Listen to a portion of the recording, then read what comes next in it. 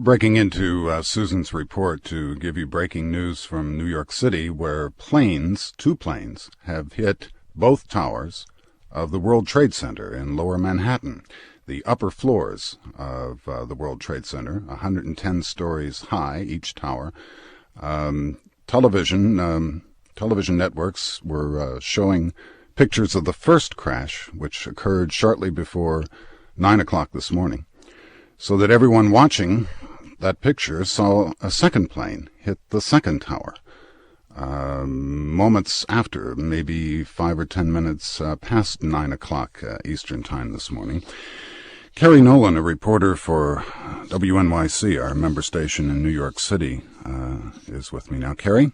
Good morning, Bob. Are you, where are you exactly? Actually, I can't even get into New York City at this point. I'm in Atlantic Highlands, New Jersey, which is a shore town, and from my front door, I can see the World Trade Centers, and I can see the black smoke billowing from both towers. I was watching CNN like many other people when this story first broke. Right now, what we know is what you said. Obviously, there are going to be enormous injuries and deaths, no doubt, but we're not getting any kind of reports anywhere. What we have now is that the Associated Press is saying that the FBI is investigating reports of a possible hijacking. If that's not the case, then the other scenario that's being sort of discussed is that the radar systems at one of the three airports in the area has gone horribly, horribly awry. Well, at the site of the first crash, of course, the thought accident occurred immediately, but the visibility, at least judging from the television pictures, looks pretty good today. It's a beautiful day. There's not a cloud in the sky. That's one reason that as soon as everyone saw that second plane crash, foul play is now at the top of the list. That was about 9 o'clock this morning Eastern Time, so there very likely would have been people in the building. No doubt, it's a regular work day. The Labor Day weekend long over, and we're absolutely certain that there are people at about the 85th floor and up, which is where we're estimating the first plane crashed. It's going to be a very long and sad day for a lot of people in New York. And possibly more people on the planes, because the FBI is investigating reports of possible hijacking. Exactly. The first plane was reported to have been a two-engine commercial plane. We can assume people on that, aside from the crew, certainly on that plane. The second one looks to be another commercial jet that just smashed right through the entire building. It's incomprehensible to think what the end result of all of this is going to be. And not much of the debris came to the ground. A lot of it's still in the World Trade Center. I'm certain of that. Some reports said that very little had come to the ground, certainly in the first crash. In the second crash, from what I saw from the news footage that I was looking at, quite a bit did rain down. It's a very busy area. The World Trade Center is right near Wall Street. It could not have come at a worse time in the day, certainly, when the streets are just filled with people going to work. Both towers are on fire. Smoke is billowing out of them. You can see flames. There will likely be secondary explosions. Is there anything that the fire department can do about a fire that high up? They're up 80, 90 stories. My gut feeling is no. There are no cherry pickers that can that high. Probably the best that can be done is something, some sort of helicopter measures, much the way they're doing with the fires in the wildfires in the Midwest. But beyond that, there's very little that can be done. I can only imagine how hideous it must be inside that building for the people trying to get out. I understand we have a witness who's in a restaurant, and Mr. Frederick Fufu. Sir, are you there? Yes, I am. And you are where right now? I am on the 31st floor of the JP Morgan, ex-JP Morgan penthouse building. I'm like maybe 2 blocks away from the World Trade facing the the World Trade right now. And can you describe the scene there for us? I don't think you can really imagine and describe this scene. It's just unreal. We were all in the kitchen cooking, and we heard a big explosion, which almost sounded like two explosions actually. And we saw this big hole, the flames. We saw papers flying everywhere. Maybe at least 10 stories of windows gone. We saw people falling off the building, at least a dozen, I would say 10. And then 10 minutes later, we saw another boom, I don't know, like some kind of sound, and then a big, huge hole on the other side of the other World Trade Center, which is even bigger from this view here. So you watched the second explosion? We watched actually the second explosion. We couldn't really tell. It was so fast, like the corner of our eyes, we saw a plane, something just like flying right into the building. And you're how close to the building? I'd say 2 blocks. 2 blocks diagonally, if you imagine. Have police tried to get people out of the area? They just called us now to evacuate slowly the building. They're going to have to lock it for security reasons. So I'm going to have to leave soon. But you can't imagine, and you can imagine that somebody would even try to think of doing something like this. It's just not right.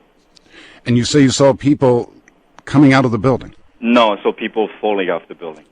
Like probably from high up of the fire, or falling off the building, maybe, I don't know. But we saw people like really like jump. I mean, like they were gonna jumping in a parachute. The second plane, the one you saw crash into the second tower of the building. Mm-hmm. Can you describe the plane? No, really not. It was like we heard a boom, like it just like maybe 20 feet away from the tower. I heard a sound, turned around, and then heard another sound, and it was like this huge explosion. But it was definitely a plane coming into the building. So you can't tell if it was a small private aircraft or whether it was a commercial airliner? We said it was probably bigger. Like, it was not like a little one-seater, definitely. It was like definitely something much bigger than that. So you're... But, I must say it's the whole top of both buildings from 80 story up. It's just clouds and flames and holes the size of maybe 10, 12 story high holes into the frame of the building. Sir, thank you very much. You're welcome. NPR's Jackie Leiden is in New York. Jackie? Bob, I'm afraid my report may be less informative than the previous caller, who's much closer than I am. I think what's shocking is that a Brooklynite like myself, I can look across the river. I happen to see the World Trade Towers from my rear window, and even from here, a distance of several miles, clouds of smoke are rising many hundreds of feet into the sky. I think I might remind people that this is primary election day here in New York, so people were so unprepared for this, of course, and police would have been called to polling places and sort of on. From NPR News in Washington, I'm Jean Cochran. 2 planes crashed into the twin towers of the World Trade Center in New York this morning, about 20 to 30 minutes apart. Black smoke has been pouring out of huge holes in the upper portions of the building. There's been no immediate word on injuries or fatalities. NPR's Larry Abramson has been following the story. The first plane crashed into the North Tower of the Trade Center at around 8:50 this morning. Witnesses said this first plane looked like a commercial jetliner. Shortly afterward, another plane hit the other tower, causing another massive explosion. That was apparently a smaller plane. Debris from the explosions rained down onto neighboring streets just as many people were heading to work. There's no word on whether the crashes might have been some sort of act of terrorism, but the FBI is investigating that possibility. Ordinarily, air traffic is routed well away from the towers.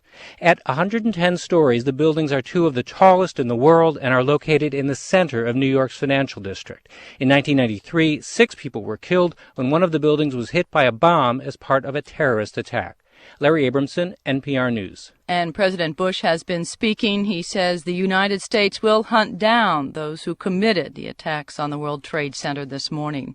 Iraq says it has shot down a U.S. spy plane. It would be the second loss of an unmanned U.S. reconnaissance plane in less than a month.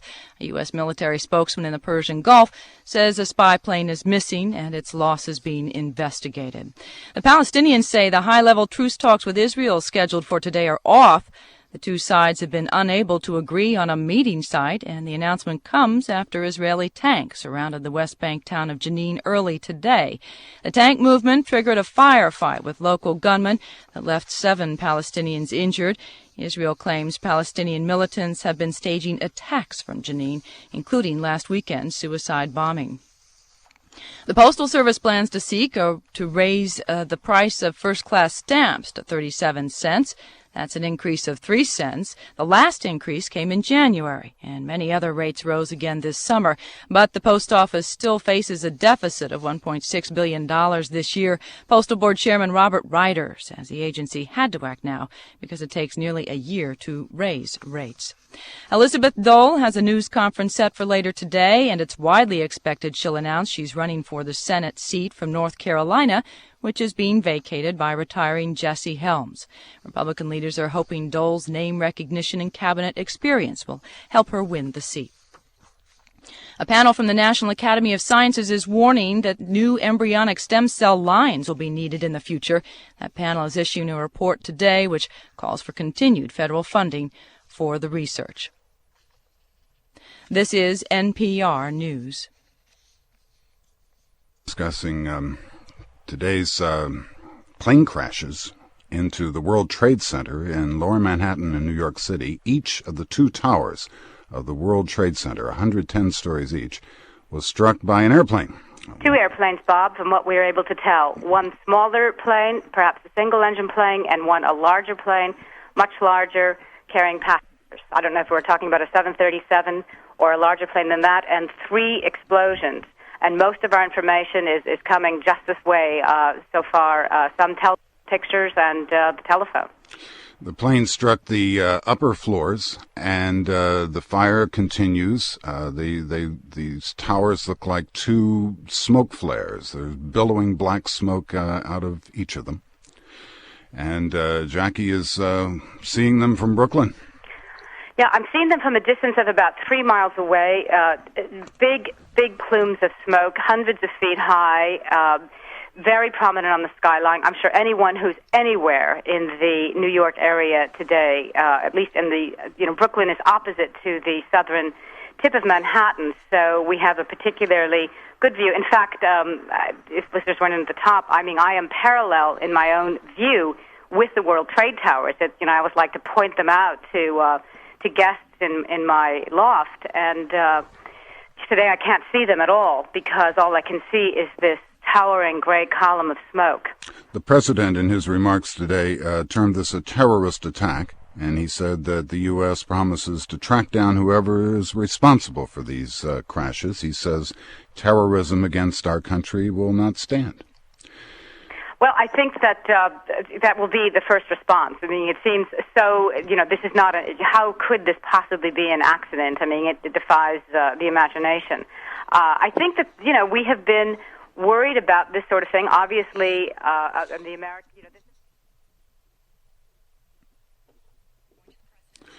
And we now have the tape of the president's remarks this morning.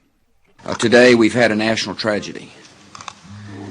2 airplanes have crashed into the World Trade Center in an apparent terrorist attack on our country.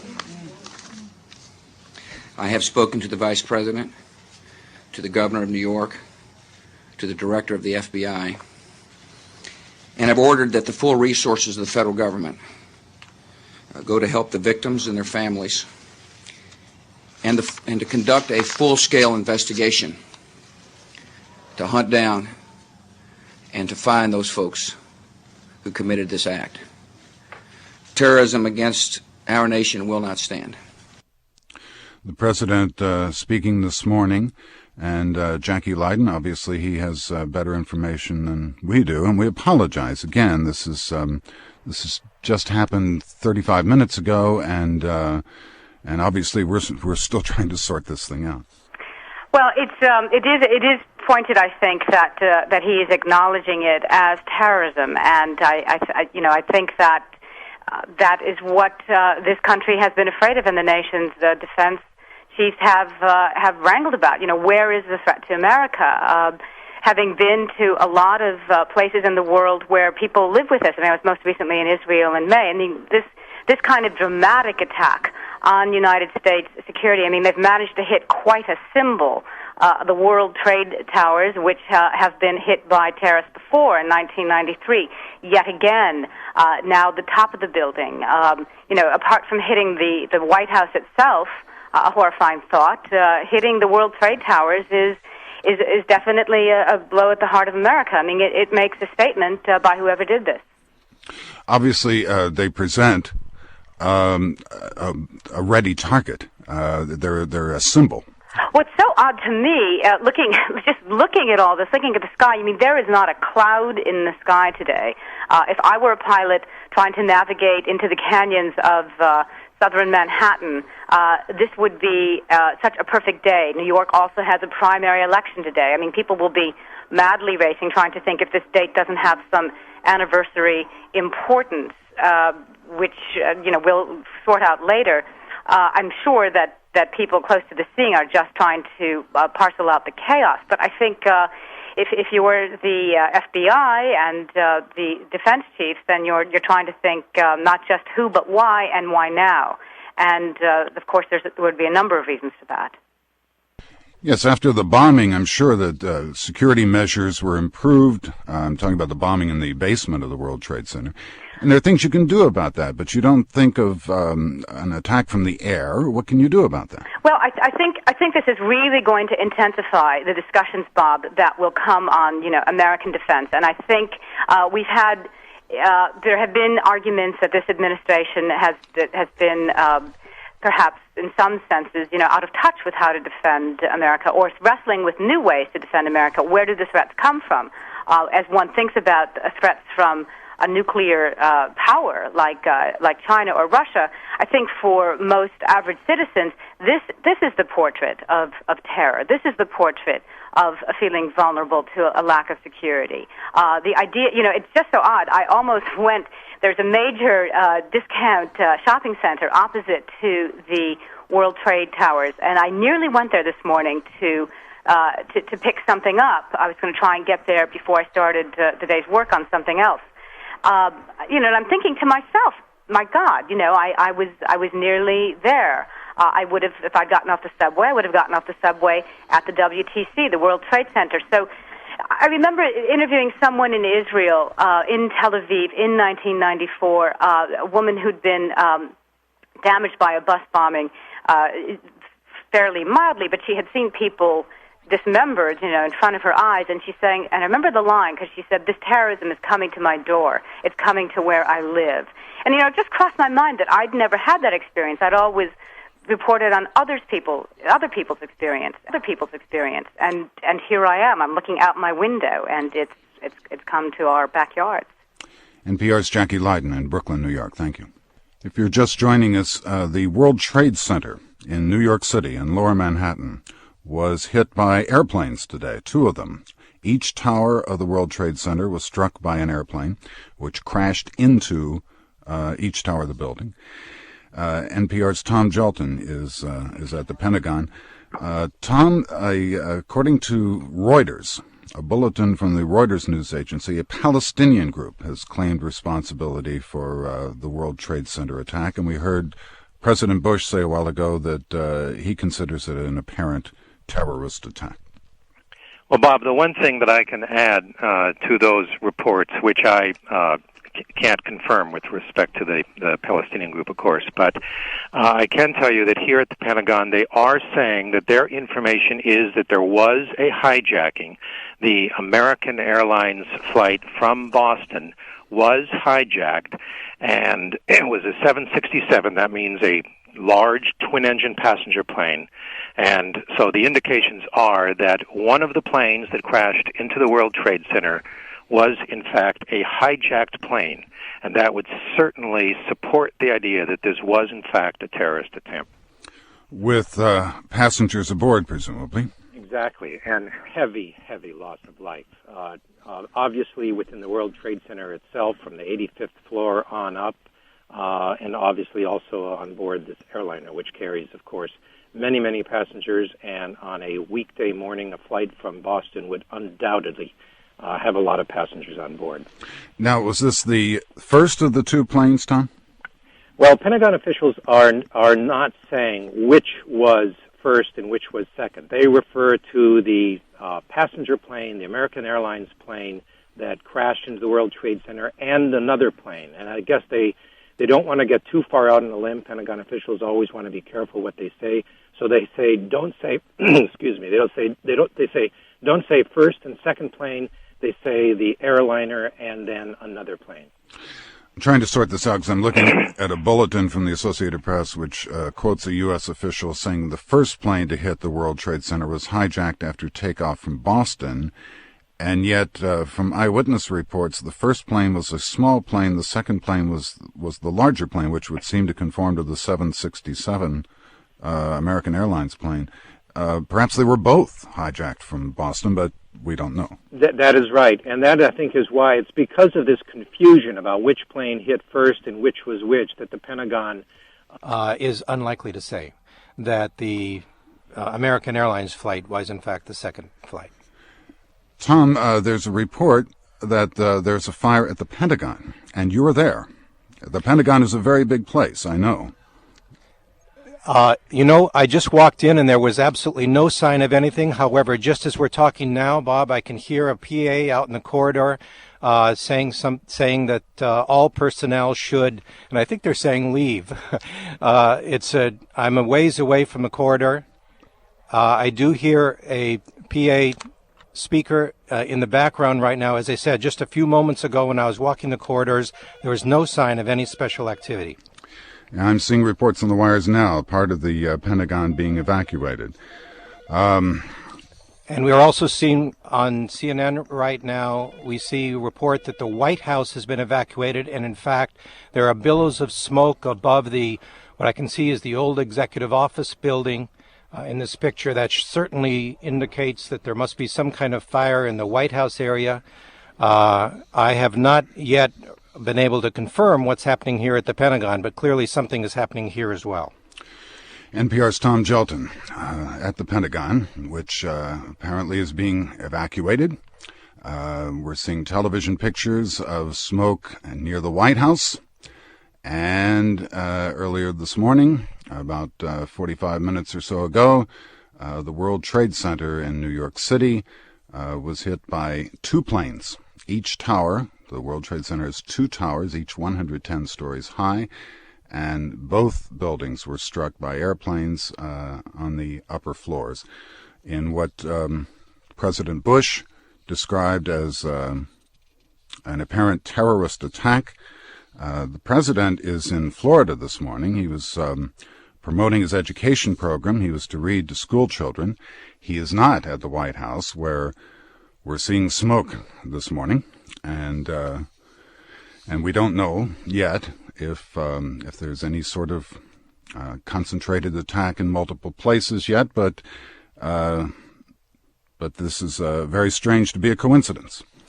So we apologize for not having as much information as we'd like to have, but that is what we know so far.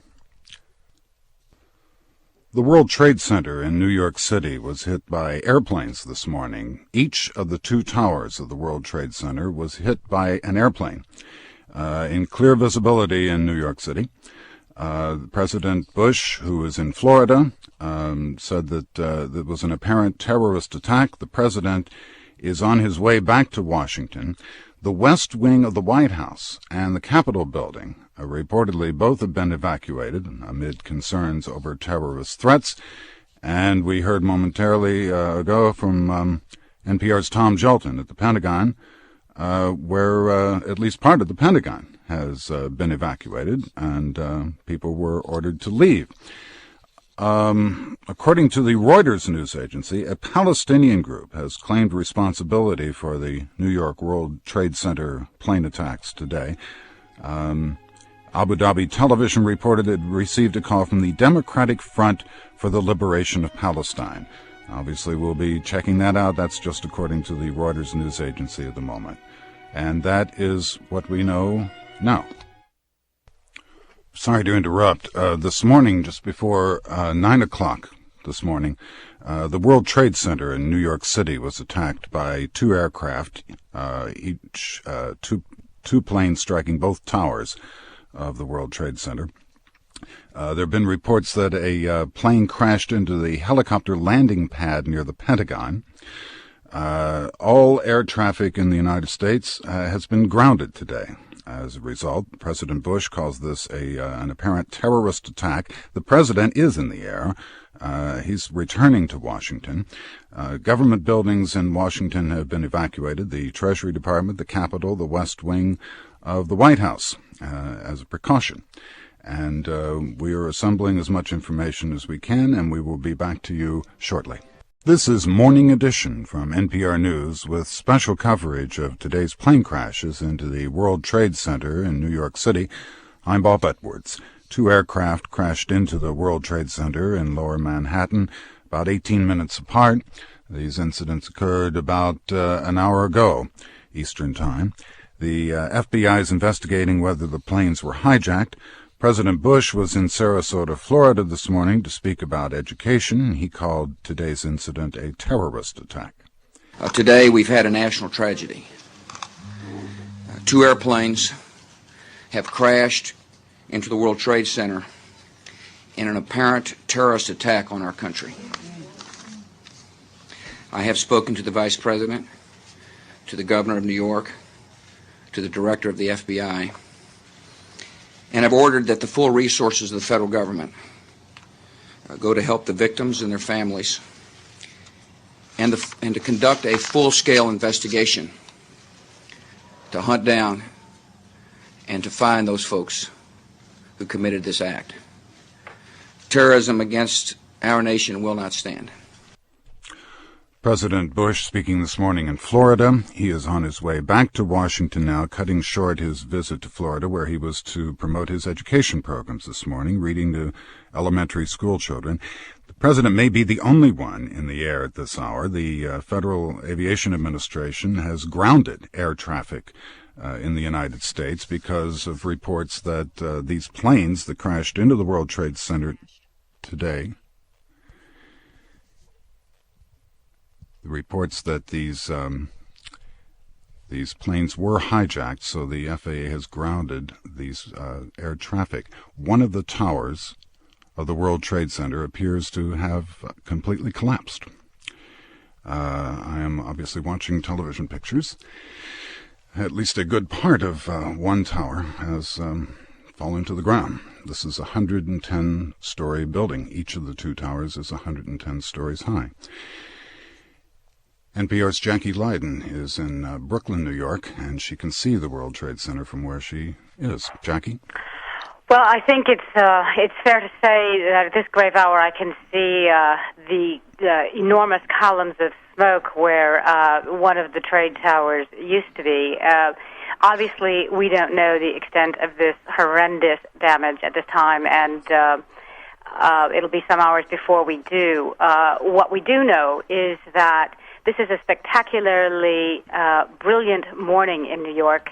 Yesterday morning was thunderclouds and rain, and so the people behind this would have had a strikingly, a poor choice of words, a very, very clear target to strike this morning. You may be able to hear sirens behind me. I'm in Brooklyn, Bob, but every conceivable manner of emergency vehicle is in a convoy past this building on its way into Manhattan. You can hear helicopters overhead. I'm sure those are city helicopters. We are trying to sort this out at this hour, and one of the frustrating things is that telecommunications in New York is damaged, and so being able to talk to each other is limited. My mobile phone service, for example, is completely dead. And not to raise alarm, but there have been reports that this could be a wider thing. Reports of a plane crash at the Pentagon. The West Wing of the White House has been evacuated as a precaution. The Treasury Building, the United States Capitol Building. We're going now to NPR's Jim Zarroli, who's in our New York bureau. Jim, what do you have? Jim Zarroli, are you here? Hello? Jim. Hi. Well, I can tell you, as Jackie indicated, it's a pretty chaotic time in New York City right now. There's ever since the first explosion happened at 8:45 in the morning at one World Trade Center. Then about 18 minutes later, the second happened. There is an enormous amount of smoke and confusion and noise. Everywhere you go, you're hearing emergency vehicles, ambulances, fire trucks. In addition, the authorities have pretty much shut down much of the lower half of Manhattan. Bridges, tunnels have been sealed off. The 3 airports have been closed. Meanwhile, we're starting to hear reports of casualties. The people are beginning to come into the hospitals. It is obviously the World Trade Center is the center of the financial world in New York. 40,000 people work there. In addition, at that time of morning, a lot of people would have been traveling through the Trade Center on the subway, on the PATH train, coming to work in nearby buildings. There's a potential for a lot of casualties there.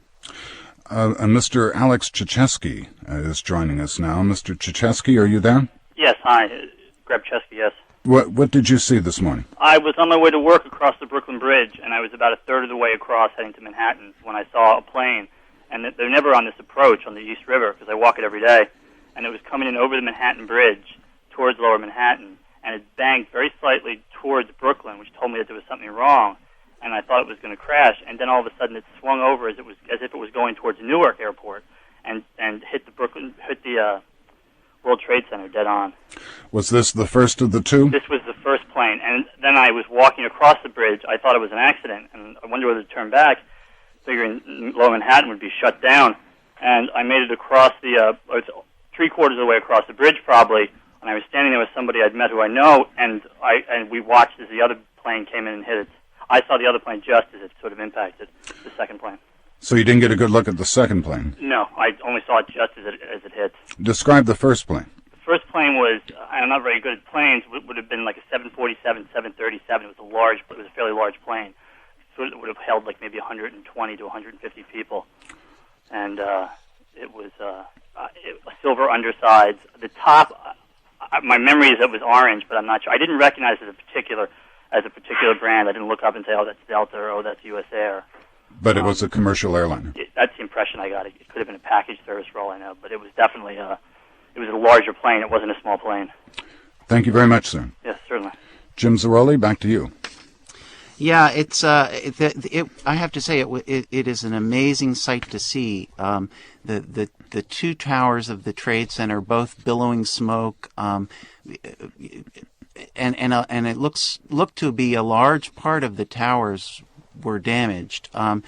Just a little while ago, we had this number 2 World Trade Center, the top part of it, which had been badly damaged, a lot of smoke, looked like it had toppled over. So there's obviously been an enormous amount of damage and confusion down there. This is having ramifications everywhere. Air travel has been shut down at every airport across the country. Tunnels and roads into and out of Manhattan have been shut down. Trading at the New York Stock Exchange has been suspended. The Pentagon, the Capitol Building, the White House, the State Department, and the Treasury Building here in Washington all have been evacuated. According to U.S. officials and eyewitnesses, an aircraft crashed into the Pentagon today, setting off an explosion, throwing people off their feet inside the building and setting off a massive fire. And one eyewitness said the plane appeared to be an airliner. So precautions are being taken as if this were a coordinated terrorist attack, as President Bush indicated this morning. Again, the president is on his way back to Washington. He was in Florida promoting his education themes.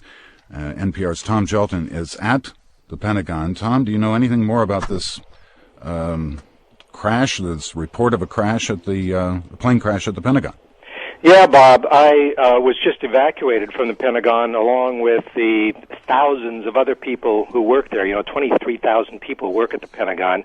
A plane did crash into what's essentially the southwest side of the building. There's smoke all over that part of the building, and it's billowing into the courtyard. It's impossible to get close for a good view of it, but that entire side of the Pentagon is blackened.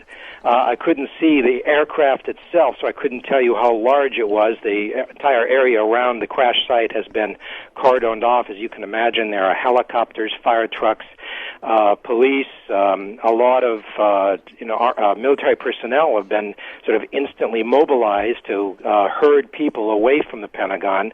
But I did overhear on the radios of security personnel that there are people trapped inside the Pentagon who are unable to get out, trapped by smoke.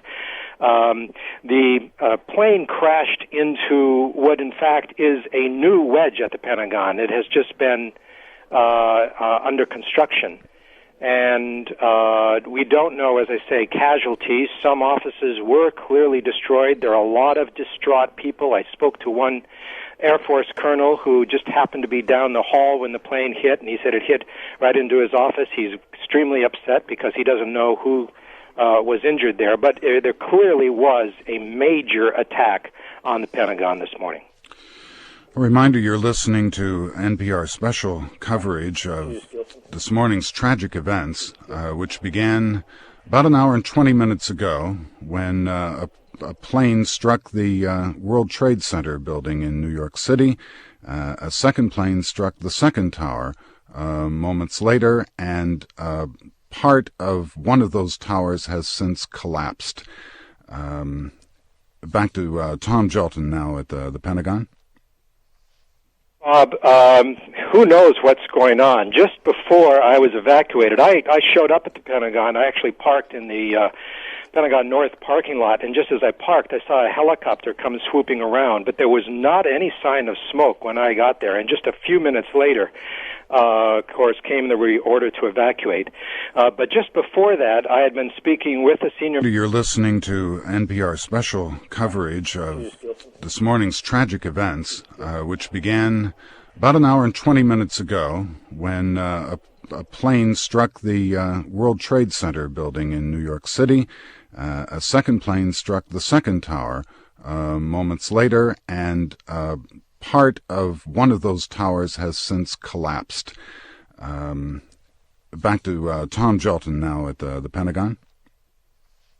Bob, who knows what's going on? Just before I was evacuated, I showed up at the Pentagon. I actually parked in the Pentagon North parking lot, and just as I parked, I saw a helicopter come swooping around, but there was not any sign of smoke when I got there, and just a few minutes later, of course, came the order to evacuate. But just before that, I had been speaking with a senior military officer, and he told me that the DoD had mobilized its crisis action team. This is a special Pentagon team that's mobilized in times of crisis or national emergency. It obviously works very closely with other agencies, and they already at that point, this was about a half hour ago or so, already at that point did have information that one of the planes that struck the World Trade Center had in fact been hijacked. So the assumption clearly is that this was a terrorist attack, and now that a plane has hit the Pentagon, it has to be considered not only a coordinated terrorist attack, but a very well-organized one, a very broad conspiracy, and one which the U.S. intelligence community was completely unprepared for. There was no threat condition alert at the Pentagon this morning. Evidently, there was no warning of this whatsoever. You know, the U.S. intelligence community casts a very wide net, but this one clearly caught it off guard. And again, for what it's worth, the Reuters news agency is quoting Abu Dhabi television as saying it had received a call from the Democratic Front for the Liberation of Palestine, claiming responsibility for this morning's actions. Going back to New York briefly now to Mr. Stanley Mises. Are you there, sir? I am. And what did you see this morning? Well, this morning I was sitting in my breakfast table when I heard this loud explosion. I ran downstairs and I saw smoke billowing out of the World Trade Center, and then just moments later another hit, and I live close to a mile away from the Trade Center, and you could feel the heat You could feel the heat right where I was standing, at least a mile away. It was unbelievable. Then later we're standing. I mean, it's so mind-boggling. You can't imagine, with thousands of people running across the avenue in every which direction. It's Day of the Locust squared. You can't imagine what it's like. Then finally, when things seemed to be calmed, I mean, calmed in the sense that, we were watching the World Trade Center's two towers just billowing with smoke, suddenly the second Trade Center began to collapse, and there was a shower, like a meteorite shower, of sparks and debris and dust and a cloud of smoke, and the cloud of smoke seemed to come out of nowhere and traveled with a speed that was so frightening that people seemed to emerge out of a fog running away from it. It's the most terrifying thing I have ever witnessed in my life. Mr. Stanley Mises in New York, thank you. Thank you very much. Tom Jalton at the Pentagon? Well, Bob, I can certainly reinforce those comments. The Pentagon attack was obviously far less serious than what happened at the World Trade Center. Nevertheless, there are many people missing, and there was a lot of anguish in the courtyard of the Pentagon. Just as I exited from the Pentagon a few moments ago, I was next to one man who could not locate his fiancée, who works in that area where the plane hit. So it's the Pentagon is very well guarded. It's near National Airport. There is significant air traffic control all around this area. But clearly, they were unable to stop this plane from crashing into the Pentagon. It underscores the vulnerability of the United States to determined terrorist attacks. These would clearly be suicide-type attacks. And, of course, there's been a lot of controversy about what kinds of threats the United States faces from its adversaries overseas. This administration has focused on the threat that could come from a long-range missile attack, but others have pointed out that much lower technology type attacks are perhaps a greater danger, and certainly what has happened this morning would seem to support that. Back to New York for another eyewitness report. Ginger Miles, are you there? Okay. Can you tell us what you saw today? Bob, what is more pressing is what we are experiencing right now. Our building is a block east of the trade towers, and I did see the explosions, and I worried about whether or not we should evacuate, but we thought not to because the street was so bad, and some part of the structure collapsed, and it's not on fire, but our whole apartment and the whole building is full of smoke, and we can't get out the front door because there's so much smoke debris there, but we're told that it's not fire. The streets right now are completely empty. So we've wet a bunch of towels. We've just wet a bunch of towels. I've just put my cat in a carrier. Cars are covered with dust. My whole apartment is covered with dust. So it looks like, though, that I don't think fire is going to be our problem. So that's all. And you're one block from the World Trade Center? East, yeah. East, one block east. Yeah. How high up are you? 11th floor. 11th floor. Can you see out your window? Yeah. What's going on out there? It's dust. I mean, in other words, this is what we feared, that there would be an aftershock or whatever you call it. We can not even see the top of the trade towers where the fire is. He thinks one is not there anymore. Oh God, you can probably see it better than I can. Yes, one of the towers, the upper part of it at least, has collapsed. Well, that's what happened. That's why we have so much dust. That's because the dust, it didn't fall on us, but it fell close enough that it created a huge noise and then filled our house with smoke. We ran down the stairs only to discover that we couldn't get out. Nor would we even want out because it's so smoky out there. And now we've just got a suitcase of wet towels, and my roommate wants to talk to you here. Yeah, so it seems like the South Tower disappeared, and we have a huge dust cloud which engulfed the whole block on Broadway and the area. And right now I see some people coming on the street with masks and it's just like after a blizzard, you know, it looks like covered gray dust. About from up here, 11th floor, it looks like. So you couldn't get out of your building? We went all the way down to about the second floor, but the dust was so thick, so you couldn't go in there. It's just we couldn't breathe. So we went. I thought it was better to go back up, where we had some air. So and then now the dust settled, so it looks like. I mean, I don't know what happened to all those people who were down there. And it's at least, I mean, on Broadway on the cars, it's about 3-inch cover with dust. The cars on Broadway, just right up 2 blocks south of City Hall. What about other people in your building? Are they trapped in their apartments? When we were down, they all came to the conclusion it's better to stay in, and once we figured out it wasn't fire, it was just dust from the building. Now I can see one tower. The north tower is still standing, but the south tower disappeared because just one thing just not here anymore. So the dust from the collapsed tower is what you think you're... I'm quite sure that it's completely covered the area. I could hear when he came, it sounded like a hurricane, and the building was shaking. And I thought maybe there's another plane hitting the area or something, but I think it was the dust from the collapsing building, which the things so it doesn't. I don't see any structural damage to buildings or everything's covered with dust, and a few cars drove into the sidewalk, I guess, because it was probably turned day into night.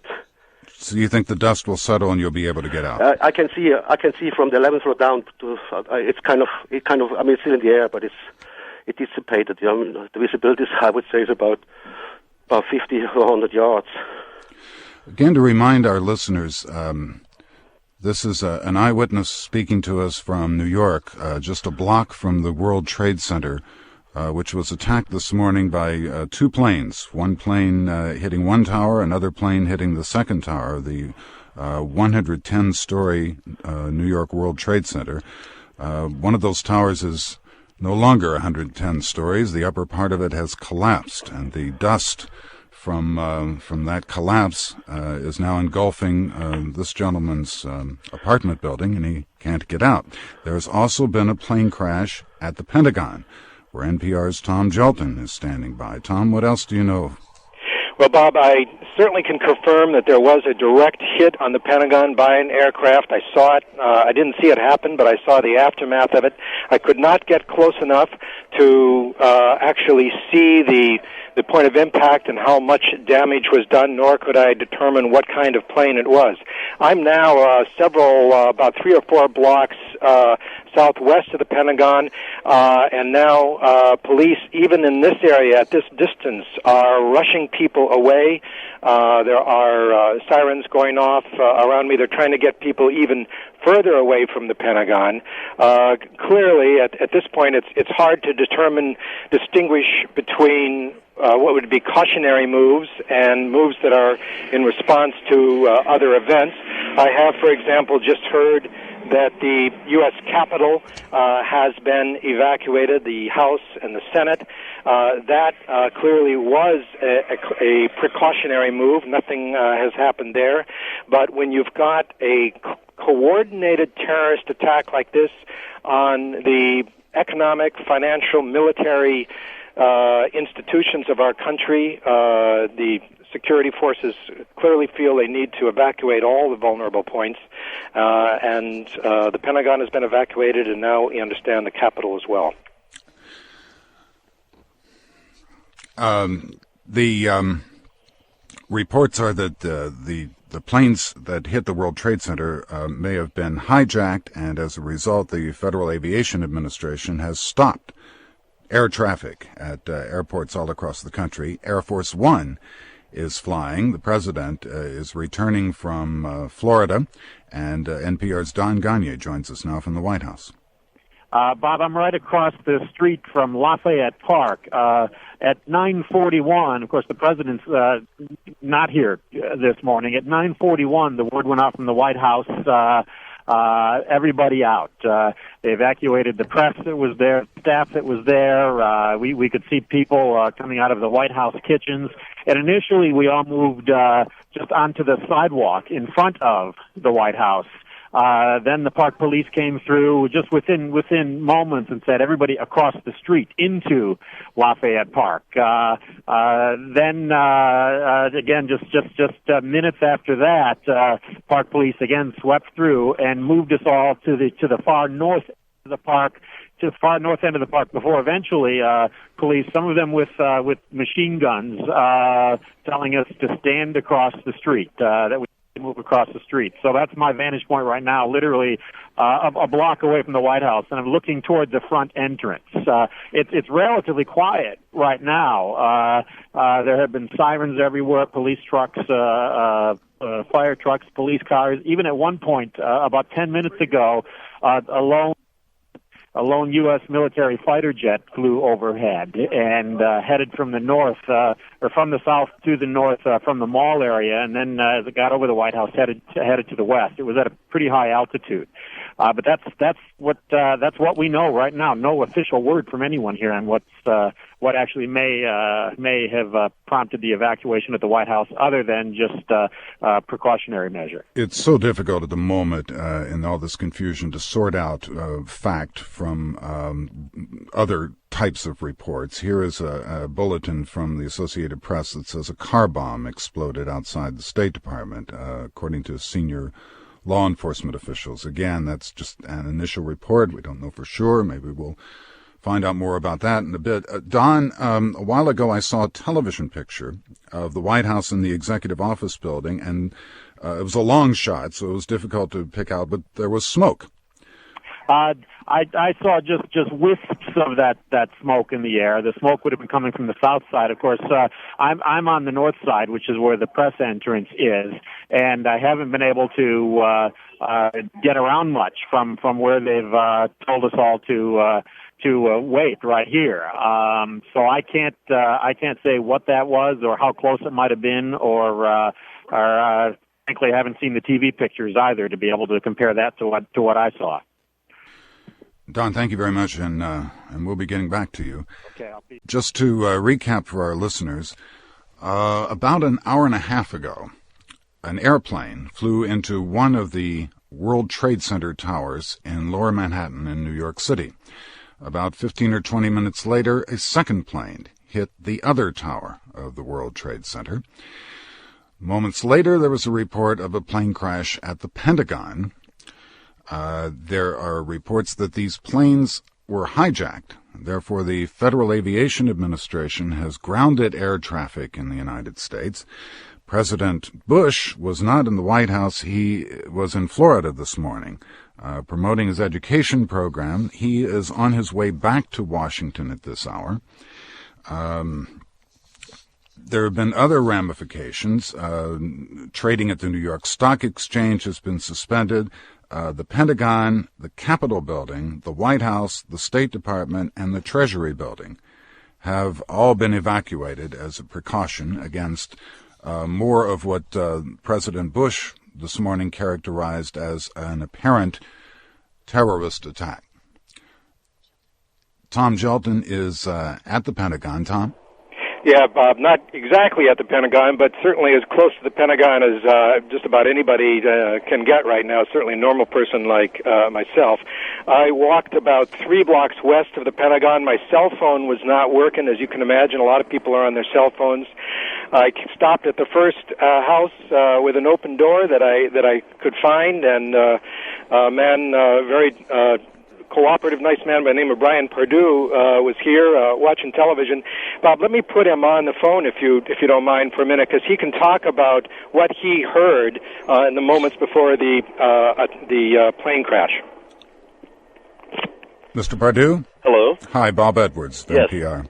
Tell us what you saw. Well, I didn't see anything. I was upstairs watching TV about the bombing or the plane crash in the World Trade Center, and all of a sudden I heard a low flying plane, and there's no way it could have been a single engine plane. There's no way it could have been a single engine plane, and I knew it crashed because I heard the noise and the windows shook in my house, and I'm like, I've got to get out of here. I mean, I'm sure like everyone else close by is it's around, and it's really scary, really scary. So you're thinking it's a larger plane? I definitely think it was a larger plane. I mean, it was the noise and the way it flew by, or it sounded like it had landed in the backyard. And I guess literally it did. I mean, I'm right. My backyard is pretty much at the Pentagon. So, I mean, it was bigger than a single engine plane. I'm almost positive of that. But you couldn't tell if it was a commercial airliner or not? No, sir, I could not. Okay. Thank you very much. You're welcome. NPR's Jackie Leiden is in Brooklyn. Jackie? Well, I think the most critical thing right now for New Yorkers is to hear from the mayor. And the mayor, ironically, Rudolph Giuliani, had built a command and control center for disasters of this kind in Tower 7 of the World Trade Center. It, of course, has been completely cut off. Thus, there's a great deal of frustration. There's been no word of casualties, no reports yet by the city. Obviously, they're having difficulty getting the word out. I'm listening to local radio, our local member station, WNYC, as I listen to you. They are not sure how much longer they'll be able to be on the air. Their transmitter is down there. So we have a kind of communications crisis enveloping us here, along with what we can see. And as you know, you're hearing mostly eyewitness accounts, which have just the tiniest bit of information. I can see the World Trade Center was part of my skyline, and where that tower had been is the top of the tower, the North Tower, is just a cloud of white dust now. And with New York's Command and Control Center being in there, you can just imagine the kind of difficulties that are going on here. Was it the North Tower that collapsed? I'm looking at a wire copy. It says it was the Southern Tower that collapsed. Perhaps it was the Southern Tower. Mm-hmm. Yes, I think you're right. Yeah. And one of the planes, I'm also reading, one of the planes that crashed into the Trade Center was American Airlines Flight 11, hijacked after takeoff from Boston en route to Los Angeles, according to officials of American Airlines. Both towers now have collapsed. Jackie, can you see that? Yeah, okay. Well, I can't. What I see are these clouds of smoke. Okay, well, that would make sense. I mean, a horrible kind of sense, because I had thought for sure the North Tower, and if it's both towers, then that's what you're reading.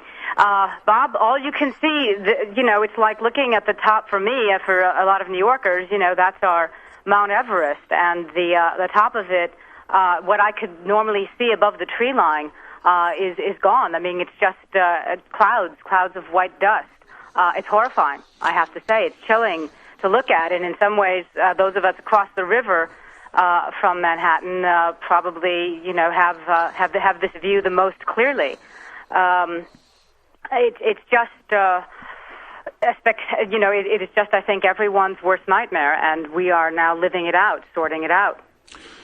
Jackie, thank you very much. Dr. Elliot Cohn joins me now. He is Director for Strategic Studies at Johns Hopkins. Good morning, sir. Good morning.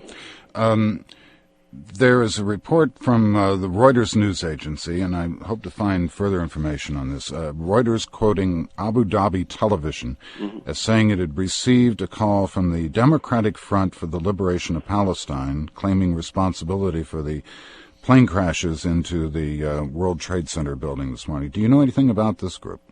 Yeah, they've been around for quite some time, and they're one of the more extreme and dangerous Palestinian terrorist organizations.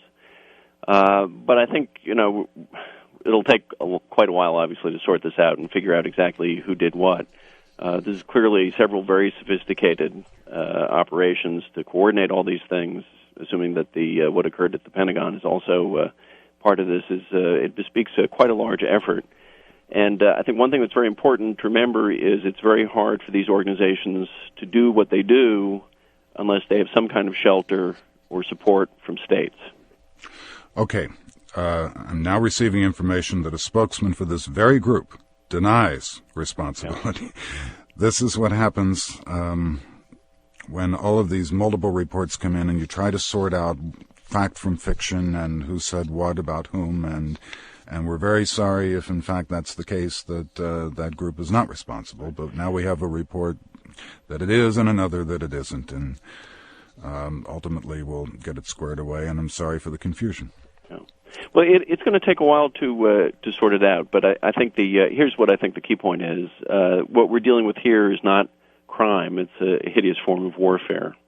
And I think the Pearl Harbor analogy is going to turn out to be roughly the right one. That is to say, in terms of the scale of loss of life, this will probably be a bigger deal, I'm afraid, than Pearl Harbor, certainly on the same scale.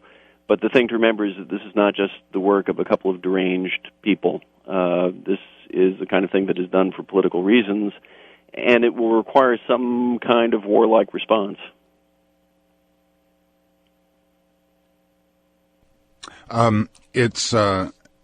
With two attacks in New York and one in Washington, one certainly gets the impression of a coordinated terrorist attack, obviously well thought out, well planned, and clearly well executed. Who could have pulled off something like this? Well, there are quite a few groups out there that would like to try this. One thing to remember is that a number of these organizations have various kinds of links with one another. So you may be dealing in some ways with a kind of coalition of groups. But again, I would also fall back on the issue of state sponsorship. These groups simply cannot function unless they have places that they can go where they will be sheltered by the institutions of a state. In the past, that's Syria and Iran have been two of the leading offenders, of course, Iraq as well.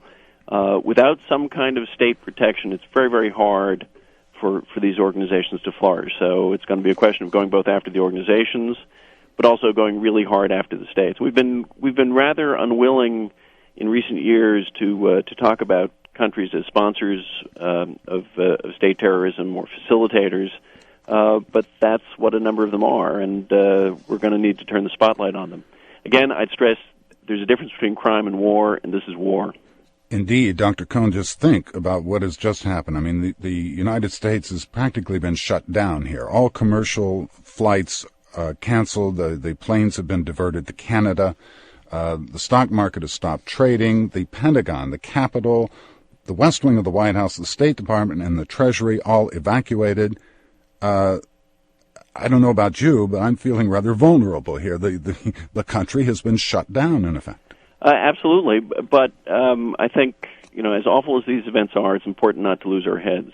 This is the most powerful country in the world. What's going to happen as a result of this will be, I expect, a wave of fury on the part of the American people, which is entirely appropriate, and a focusing of all the enormous energy and resources this country has. And once that happens, there will eventually be results, as long as we're willing to treat this the way we should, like a war. And I'm sure people had exactly the same sense of vulnerability at the time of Pearl Harbor, and the people who launched that found out to their later regret that when you get the United States really, really mad, that you're going to find all kinds of resources mobilized against you, which will be absolutely overwhelming. And I'm quite confident that in the long run, however chaotic things seem, however horribly upsetting and distressing this is, the United States will be able to bounce back. This is a pretty tough country. We didn't get to be where we are without it, and there will be a response. You wonder how this could have been prevented. We have measures to guard against hijacking of airplanes, and that's what we had today, the hijacking of airplanes and the crashing them into public buildings. Well, we haven't had nearly as active a program, I think, since the heyday of the particularly Palestinian hijackings in the 1970s. There was a real period where there was a lot of that. You had armed marshals on airplanes. We'll probably go back to that. But the point is this. I think if you really want to disrupt these organizations, you're going to have to do things we're not willing to do. And that means things like killing people. I would, by and large, the CIA now does not send people out to knock off members of organizations like this. We don't do that as a matter of policy. That may very well change. We will beat up on some states that harbor terrorists, Sudan and Afghanistan. We will not do violent things to others, like Syria and Iran. To a remarkable extent, the velvet gloves have been on in the war against terrorism. Given the history of the United States, I expect the gloves to come off. Dr. Cohn, thank you very much. You're very welcome. Dr. Elliot Cohn, the Director for Strategic Studies at Johns Hopkins. NPR's David Welna is on Capitol Hill. David, what's happening there? Bob, the Capitol, as you said, was evacuated almost an hour ago. Speaker of the House, Dennis Hastert, ordered the Capitol and the surrounding office buildings to be evacuated. Of course, this is a precautionary move. There has been no attack on Capitol Hill. However, there are thousands of people who worked in these buildings who streamed out. Initially, they were just outside the Capitol. Police pushed them back 1 block, then 2 blocks, then 3 blocks. And just about 10 minutes ago, the order went out for everyone to go home. I just spoke with several members of Congress, House members. One of them said he had an intelligence report that there were 2 planes spotted in the sky that were considered potential aggressors. That is one of the reasons why members of Congress were told to get as far away as possible from the Capitol. I spoke with Congressman Ike Skelton, a Democrat from Missouri and a member of the Armed Services Committee, who said that just recently the director of the CIA warned that there could be an attack, an imminent attack on the United States of this nature. So this was not entirely unexpected. Several members of Congress have talked about the need to step up domestic defense in light of this. There's been a lot of talk about National Missile Defense Shield, and of course what's happened today would not be the kind of event that could be stopped by such a shield, and there's talk already of shifting money into beefing up the National Guard, taking other measures to heighten security domestically to prevent what seem to be further attacks of this nature. Of course, they have taken precautions. They take precautions every day on Capitol Hill. It's been the scene of several shootings and a bombing. Yes, indeed. And in fact, I think that the kind of precautions they take for everybody who enters the Capitol and the adjacent office buildings gave some reassurance to those who were inside. To go in this morning, I had to take out my cell phone and put it through a metal detector, plus my shoulder bag, put it through. I had to walk through a metal detector. There are also dogs that sniff out explosives. These kinds of precautions have all been instituted in the wake of Capitol shootings, and so they are on high alert all the time at the Capitol. However, when I walked into the building this morning, the World Trade Center had already been hit by these planes. I asked Capitol Police if they had been put on any special alert. They said they didn't know of any order of such sort going out. However, within half an hour, the order had come out to evacuate the Capitol. NPR's David Welna at the Capitol. Martin Costi joins me now. Martin, what do you have? Well, Bob, information is coming in from around the country that local officials are looking for similarly prominent buildings and evacuating them, making them less of a target. For example, in Chicago, the Sears Tower has been evacuated. The Chicago Mercantile Exchange has been cleared of employees. The John Hancock Center is being evacuated after the mayor's office called management there and asked them to clear out the building. It looks like they're in Chicago. They're looking at likely targets, prominent buildings, and clearing them out. In L.A. and Los Angeles right now, the police department is on what they call tactical alert. They went on that state of readiness right after news of the incident at the World Trade Center came through. There have been no threats so far, according to the Associated Press, in Los Angeles that the police know of. Officer Guillermo Campos of the Anti-Terrorist Division says they are on a citywide tactical alert in Los Angeles, and their Anti-Terrorist Division is mobilized. That means that officers from earlier shifts are held over to make sure they have extra officers on the ready. As has been reported already all morning, the air traffic has been halted. No planes are being allowed to take off. And also some airports are now closing. That's the case in Atlanta, where no planes already early on had been allowed to leave. In downtown Atlanta, the CNN Center is closed, except for vital operations, probably.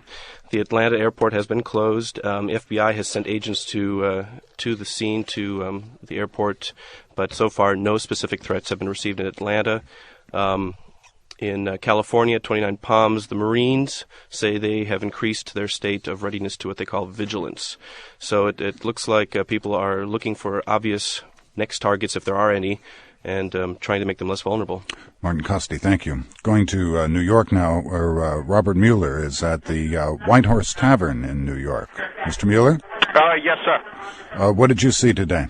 Lots of smoke, lots of debris, lots of people panicking, a lot of dust. It's very bad. Where are you now in relation to the World Trade Center? I am about a half a mile away.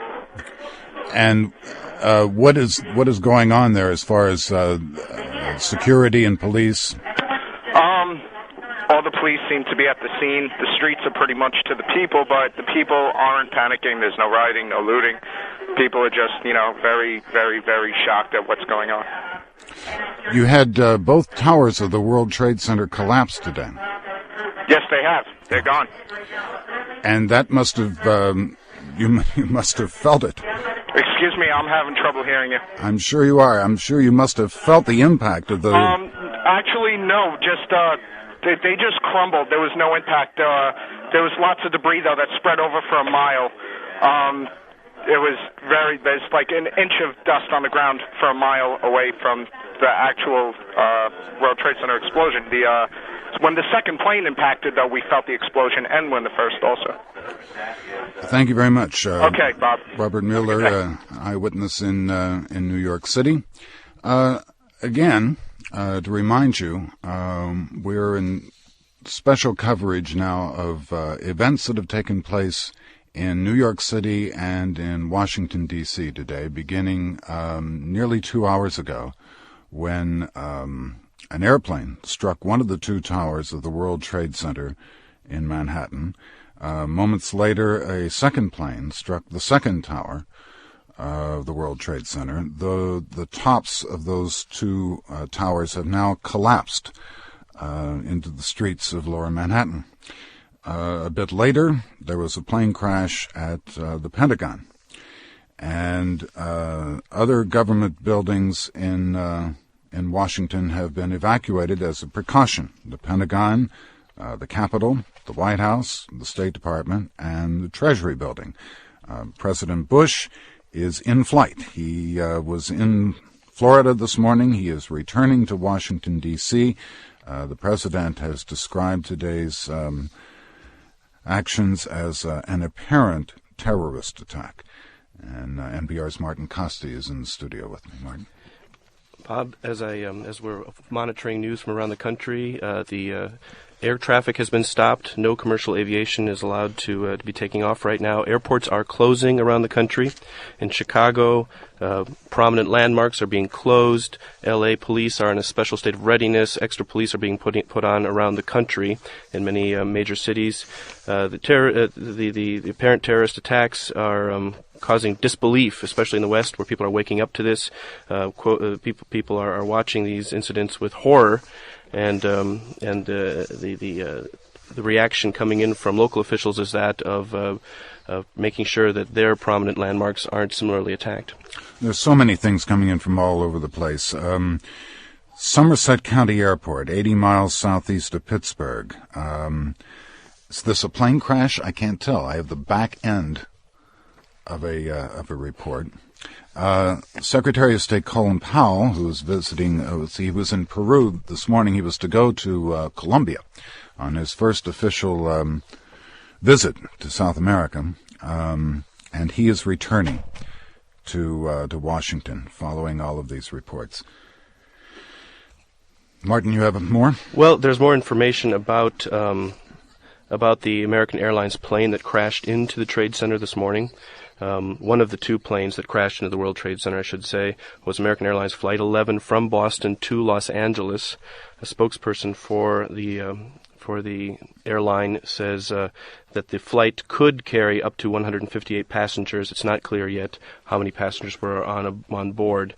They're still trying to figure out what happened exactly there.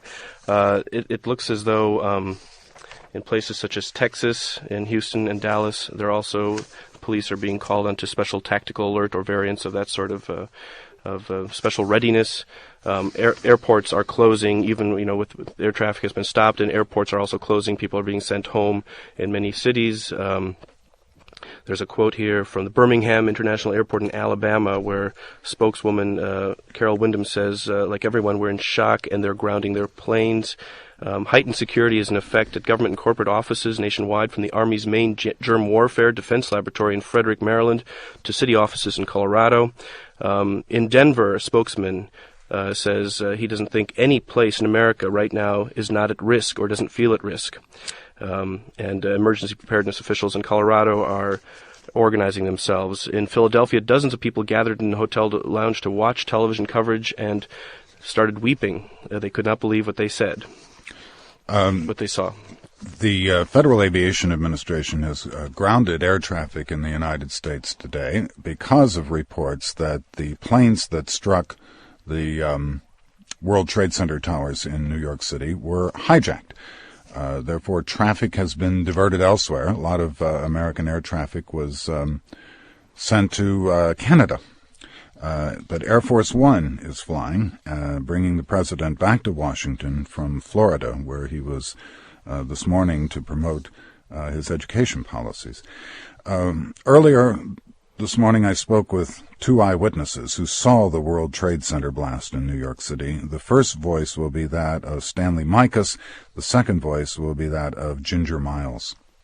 I was sitting in my breakfast table when I heard this loud explosion. I ran downstairs and I saw smoke billowing out of the World Trade Center, and then just moments later, another hit, and I live close to a mile away from the Trade Center, and you could feel the heat. You could feel the heat right where I was standing, at least a mile away. It was unbelievable. I was on my way to work across the Brooklyn Bridge, and I was about a third of the way across heading to Manhattan when I saw a plane. And they're never on this approach on the East River because I walk it every day. And it was coming in over the Manhattan Bridge towards Lower Manhattan, and it banked very slightly towards Brooklyn, which told me that there was something wrong. And I thought it was going to crash. And then all of a sudden, it swung over as if it was going towards Newark Airport, and hit the World Trade Center dead on. Our building is a block east of the trade towers, and I did see the explosions, and I worried about whether or not we should evacuate, but we thought not to because the street was so bad, and some part of the structure collapsed, and it's not on fire, but our whole apartment and the whole building is full of smoke, and we can't get out the front door because there's so much smoke debris there, but we're told that it's not fire. The streets right now are completely empty. So we've wet a bunch of towels. We've just wet a bunch of towels. I've just put my cat in a carrier. Cars are covered with dust. My whole apartment is covered with dust. So it looks like, though, that I don't think fire is going to be our problem. So that's all. That was Ginger Miles, who's trapped in an apartment building in New York City because of all the dust from the collapse of the World Trade Center towers just a block from her apartment building. Before that, you heard from another eyewitness this morning in New York, Stanley Mikus.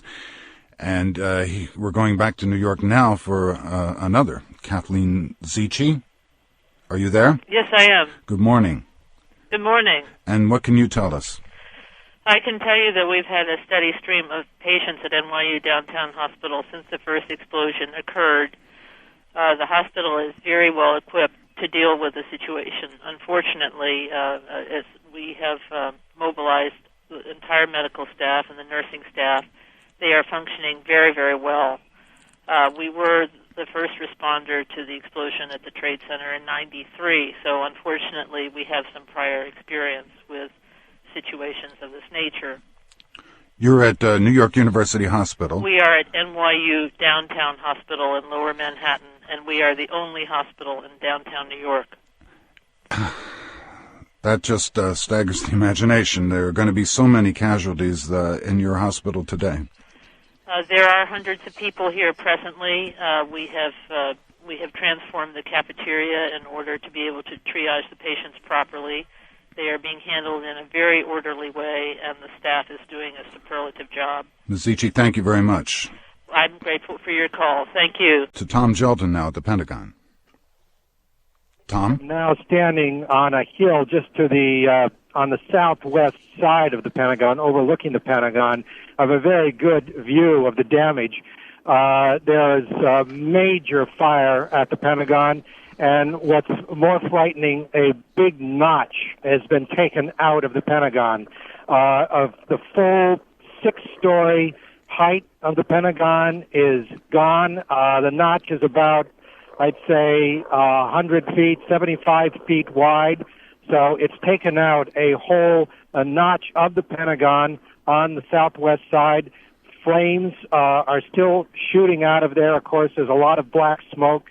Firefighting equipment is all around. There's also flames on the ground just in front of the Pentagon there, and that, my guess, would be debris from the plane that hit into the Pentagon at that point. So clearly the fire is not under control.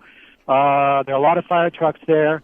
There's a helicopter overhead, but there's got to be major loss of life here at the Pentagon as well as in New York. There are 5 rings to the Pentagon. You're looking at the outside of the 5th, the outer ring?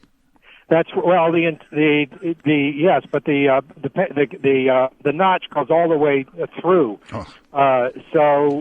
Into the I can't see all the way through because of the smoke, but it's a major section, like I say, a notch in the Pentagon that is just gone. Over to Don Gagne, who is near the White House. Bob, we have been moved a bit further away. They keep widening the security perimeter here. I'm at the corner of Connecticut and 8th Street, able to look at the White House across Lafayette.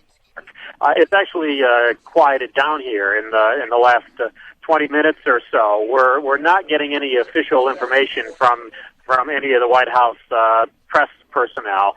But at 9:41 this morning, so just an hour and 15 minutes ago, the White House was evacuated. All the staff, all the press, everybody in there was brought out, and we now wait at this vantage point.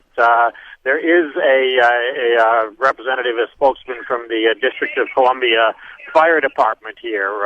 He has just told us that they have gone to an emergency level of emergency where all off-duty personnel are being called into work. He's not able to speak to any specific threat or anything that may have actually happened at the White House, and we have not, I should make it clear, heard of anything specific.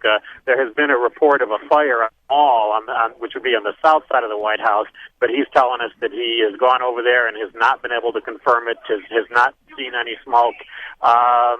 There have been ambulances and fire trucks everywhere around here.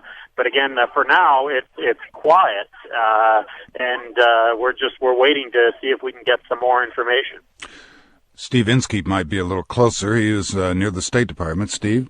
Bob, I'm actually outside the Pentagon on the highway overlooking the Pentagon. I'm looking at one of the west sides of this. I believe it is what is known as the mall entrance of the Pentagon, and looking at this enormous notch, as I think someone else described it, that has been cut in the building here. It is from the top of the building all the way down to the bottom. Pardon me while that emergency vehicle passes.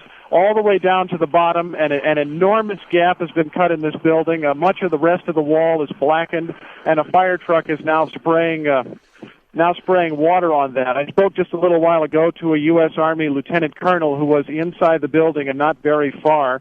He said that he was in the building. They'd actually turned on the television in the office. They were watching coverage of the explosions at the World Trade Center in New York City, and all of a sudden an enormous explosion rocked their building. They got a bunch of people together and tried to move toward the site of the explosion to rescue people, and were unable to get anywhere near because of what he described as the intense heat. And I have to tell you, Bob, that it's been a little while since I've been in the Pentagon, but I believe that is an area where the United States Army has quite a few offices, including some senior officers. And at that time of the morning, it would have been very full.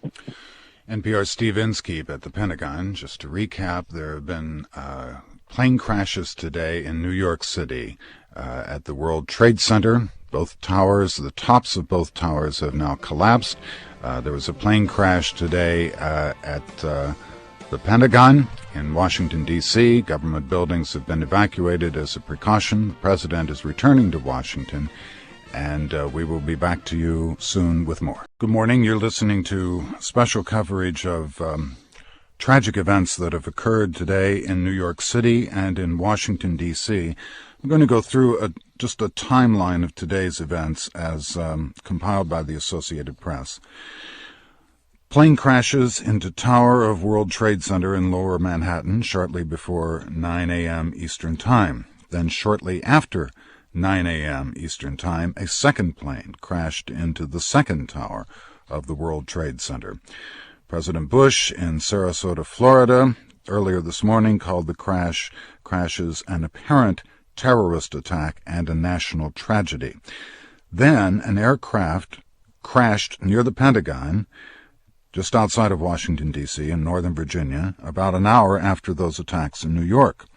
Government buildings in Washington, including the Capitol and the White House, were evacuated, also the Treasury Department and the State Department, with officials citing a credible threat of a terrorist attack. The Federal Aviation Administration shut down all aircraft takeoffs nationwide. If you were planning to take a plane flight in the United States of America today, forget it. It will not happen. Much of American air traffic has been diverted to Canada. Shortly after 10 o'clock this morning, an hour ago, Eastern Time, one of the World Trade Center towers in New York City collapsed, about an hour after being hit by a plane.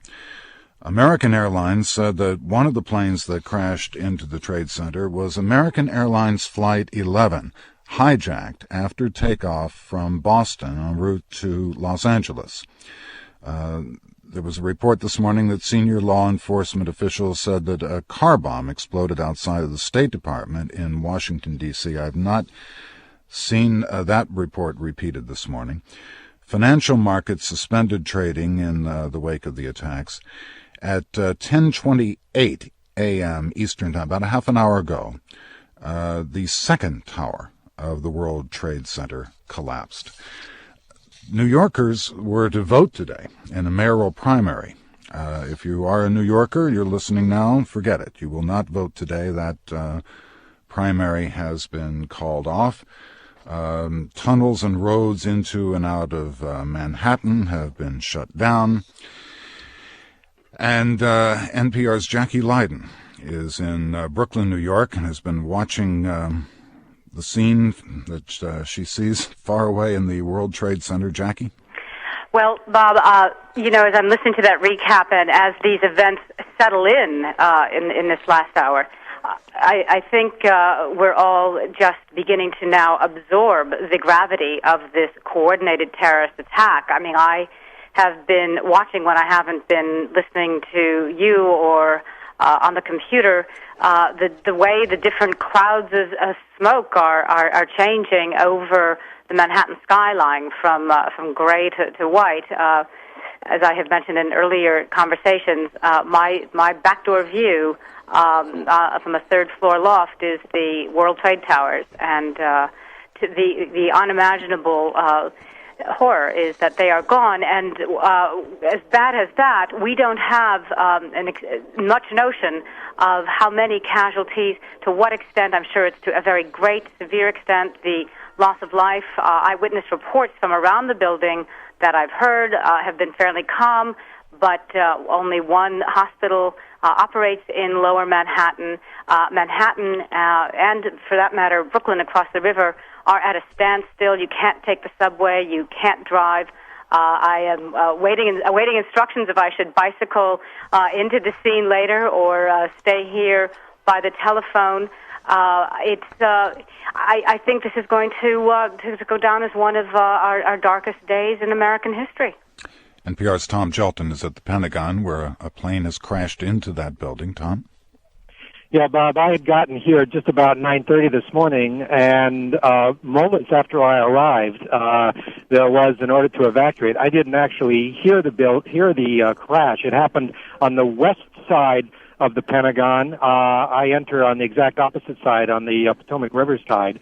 But I am now over here on a hill overlooking the Pentagon. I'm just about a half a mile from it, directly opposite where the aircraft hit the Pentagon. It is just a stunning sight, Bob, as you've heard from others before.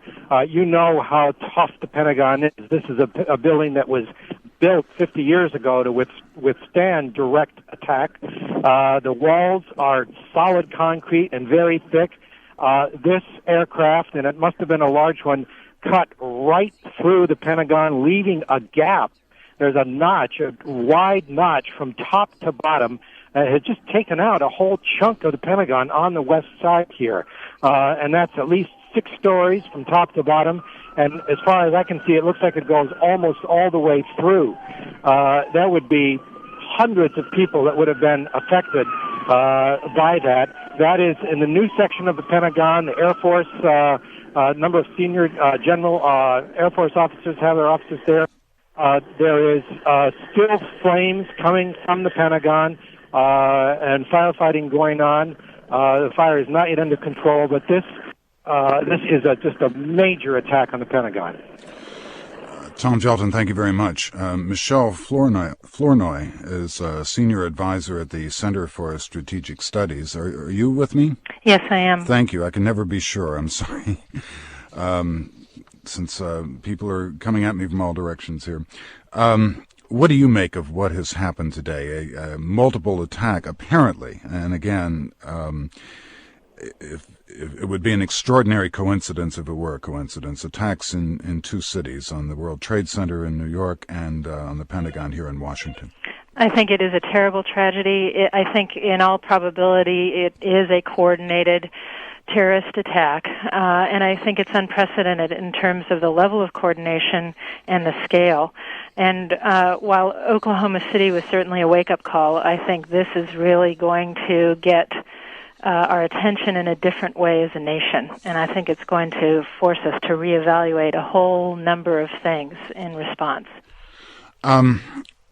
You've been in a number of meetings, I'm sure, where you've tried to imagine the worst that could happen. Mm-hmm. This has to be getting close to that. It is very close in terms of the number of casualties that will result from this, in terms of the degree of vulnerability that it will cause people to feel walking around downtown New York, Washington, and any other major American city. I think the only thing that could have made it worse is if there were chemical or biological weapons involved or something that would increase the casualty level even further. But I think it's very bad, and I do think it will force us to rethink how we are prepared as a nation to deal with terrorism. What sort of contingencies are discussed when these matters come up before you planners and people who have to prepare us for this? Well, contingencies like this,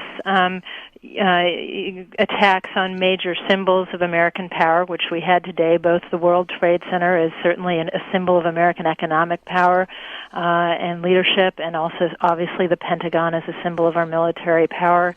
I think the worst cases that we tend to consider are multiple coordinated attacks, and in the past some people have discounted the possibility of that, but I think obviously now that's proven to be, it's quite clear that it can happen.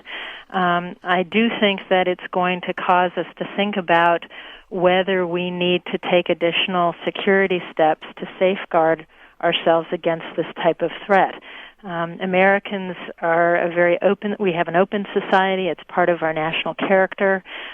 We tend to embrace our civil liberties and protect them fiercely, but I think there are certain trade-offs between those liberties and the kind of security that we might want to heighten in the future, and those trade-offs are going to be on the agenda following this experience. But there are there are security measures having to do with hijacked planes, and that's what we had today. Apparently, hijacked planes flown into the World Trade Center and yes, possibly the Pentagon. Yes. I think in the case of the Pentagon, one of the challenges is that it's so closely situated next to National Airport, so literally hundreds, if not thousands, of flights pass near or even directly over the Pentagon on a daily basis. I think that situation will probably be reevaluated in the future as to whether we need to cordon off part of that airspace and protect it more fiercely in the future. Thank you very much. Thank you. Michelle Flournoy is a senior advisor at the Center for Strategic Studies. We've been discussing today's airplane crashes into the World Trade Center towers, both towers in New York City. The two towers, much of them have collapsed since after much fire. And a plane crash into the Pentagon in Arlington, Virginia, just outside Washington, D.C. World leaders have reacted to what's been going on here this morning. Russia's President Vladimir Putin expressed deep sympathy to the people of the United States. He said he had been informed immediately of the attacks. Britain's Prime Minister Tony Blair said he was rushing back to London from a trade union conference in response. The Foreign Secretary, Jack Straw, said that Britain offered whatever it could to help the United States government to bring the perpetrators to justice. This is assuming that this is a terrorist attack. President Bush said this morning before he left Florida, he described it as an apparent terrorist attack.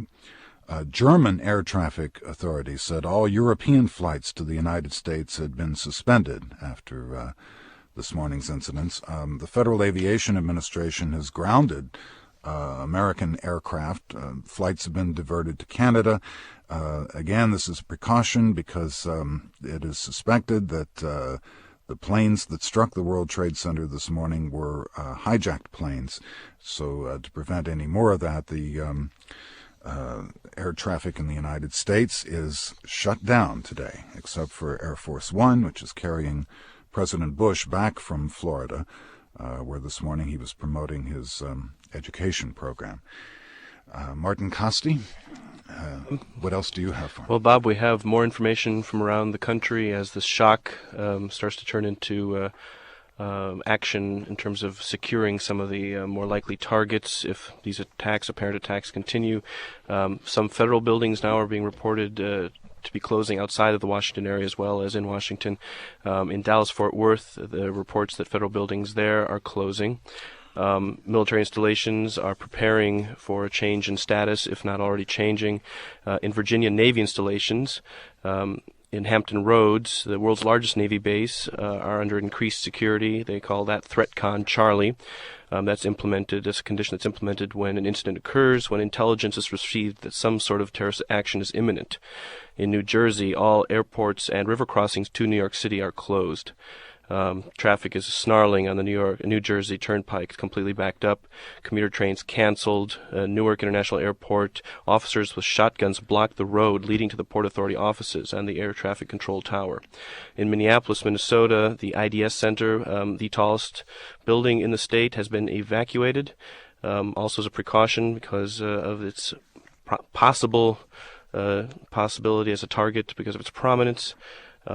Airports are closing, of course, because of the FAA order to halt air traffic. In New York State, again, security is heightened across the state. There are plans to increase security at border points. Governor Pataki has canceled his events for the day. In California, the state is on high alert. The state's emergency council convened as Governor Gray Davis requested heightened security at all state buildings. And in Tennessee, the Department of Energy's nuclear weapons and research complex at Oak Ridge is under heightened security. And all flights from Tennessee's major airports are grounded. Chemical plants are increasing their security. And overseas in South America, Secretary of State Colin Powell is returning to the United States, interrupting his tour of Colombia and Peru.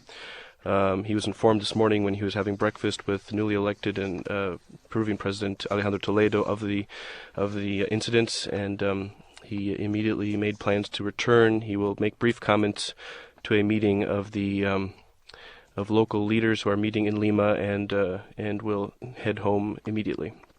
Bob? A plane crashed this morning in Pennsylvania. It is Not known if this is connected to the crashes in New York City and in Washington.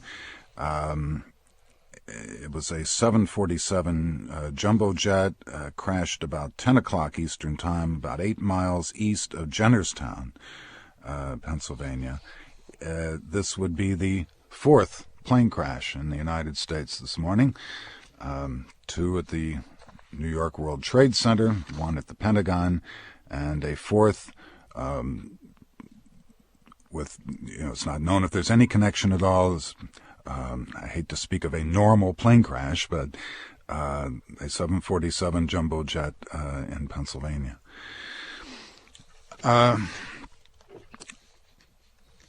Shortly after this morning's explosions at the World Trade Center, President Bush was in Florida and had this to say. Today we've had a national tragedy. 2 airplanes have crashed into the World Trade Center in an apparent terrorist attack on our country. I have spoken to the Vice President, to the Governor of New York, to the Director of the FBI, and have ordered that the full resources of the federal government go to help the victims and their families, and to conduct a full-scale investigation to hunt down and to find those folks who committed this act. Terrorism against our nation will not stand. President Bush speaking this morning in Florida. He is now on his way back to Washington, D.C. from Florida. Apparently the president believes this is, he described it as an apparent terrorist attack. This morning I spoke with a couple of witnesses in New York City who were near the explosion at the World Trade Center. I was sitting in my breakfast table when I heard this loud explosion. I ran downstairs and I saw smoke billowing out of the World Trade Center, and then just moments later another hit, and I live close to a mile away from the Trade Center, and you could feel the heat. You could feel the heat right where I was standing, at least a mile away. It was unbelievable. I was on my way to work across the Brooklyn Bridge, and I was about a third of the way across heading to Manhattan when I saw a plane. And they're never on this approach on the East River because I walk it every day. And it was coming in over the Manhattan Bridge towards Lower Manhattan, and it banked very slightly towards Brooklyn, which told me that there was something wrong. And I thought it was going to crash. And then all of a sudden, it swung over as if it was going towards Newark Airport, and hit the World Trade Center dead on. Our building is a block east of the trade towers, and I did see the explosions. And I worried about whether or not we should evacuate, but we thought not to because the street was so bad. And some part of the structure collapsed, and it's not on fire, but our whole apartment and the whole building is full of smoke. And we can't get out the front door because there's so much smoke debris there, but we're told that it's not fire. The streets right now are completely empty. So we've wet a bunch of towels. We've just wet a bunch of towels. I've just put my cat in a carrier. Cars are covered with dust. My whole apartment is covered with dust. So it looks like, though, that I don't think fire is going to be our problem. So that's all. The experiences of several New Yorkers this morning after the plane crashes at the World Trade Center and the subsequent collapse of the 2 towers, or most of the 2 towers of the World Trade Center. Each of those towers was 110 stories high. They are no longer 110 stories high. Kathleen Zicci is a senior manager at New York University Hospital in downtown New York. Ms. Zicci? Yes. It's NYU Downtown Hospital. What's the scene there today? We have a very, very high volume of patients who've been coming steadily through the door since the first explosion occurred. We feel that we're very well equipped to handle this disaster. Unfortunately, we have had prior experience in terms of the World Trade Center explosion in '93. The cafeteria has been converted to a triage area. We have wall-to-wall patients in there now. Many of the injuries that we are seeing are somewhat superficial, it would be very difficult for me to give you a patient count because the volume of patients is so high and they are coming through the door steadily. I'm sure you are well equipped, but given the volume of patients that you could be expecting, what do you do about that? Where can you divert these patients to other facilities? We have a disaster plan in place at the hospital that has a very specific set of guidelines in terms of helping us to pull in the resources that we need to handle a situation of this type. We are also part of a network of hospitals, and they have offered their support. We've had many volunteers who have come through who have offered to donate blood. So we have had a tremendous amount of support from our community in terms of our response. You must be expecting hundreds and hundreds. We have hundreds and hundreds here now, and we are expecting additional patients. Ms. Ichi, thank you very much. Thank you. Jackie Leiden is in New York City. Jackie? Well, Bob, I think that for New Yorkers, the nightmare continues to unfold. Every street is now gridlocked with traffic. Subways are shut down. There are reports of difficulty crossing the bridges, especially, of course, impossible by car. I'm going to try and bicycle into Manhattan. Thick gray clouds of smoke where the World Trade Centers used to be. Frustration over obtaining reports on casualties. The hospitals have not been able to coordinate. The command and control center that the city operates, the emergency center, was in the World Trade Towers. We haven't had a statement yet from the mayor's office. Obviously, people who can walk to New York University Hospital, which is downtown, are not those most critically injured. There would have been tens of thousands of people in that building at 9 o'clock in the morning. However, the total collapse came slowly. So just no word on what is undoubtedly going to be a staggering number of casualties. And I think my plan after we talk will be to try to bicycle into the city to get more information. Thank you, Jackie. Looking at a report from the Reuters news agency, Abdel Bari Atwan, who's a London-based editor of an Arab newspaper, says that Saudi dissident Osama bin Laden warned 3 weeks ago that he and his followers would carry out an unprecedented attack on U.S. interests for its support of Israel. Audrey Cronin lectures in Counter-terrorism at Georgetown University. Are you there? Yes, hello.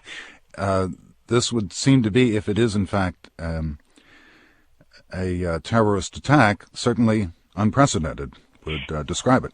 Yes, I would say that in terms of the potential number of casualties, this is an unprecedented attack in the United States.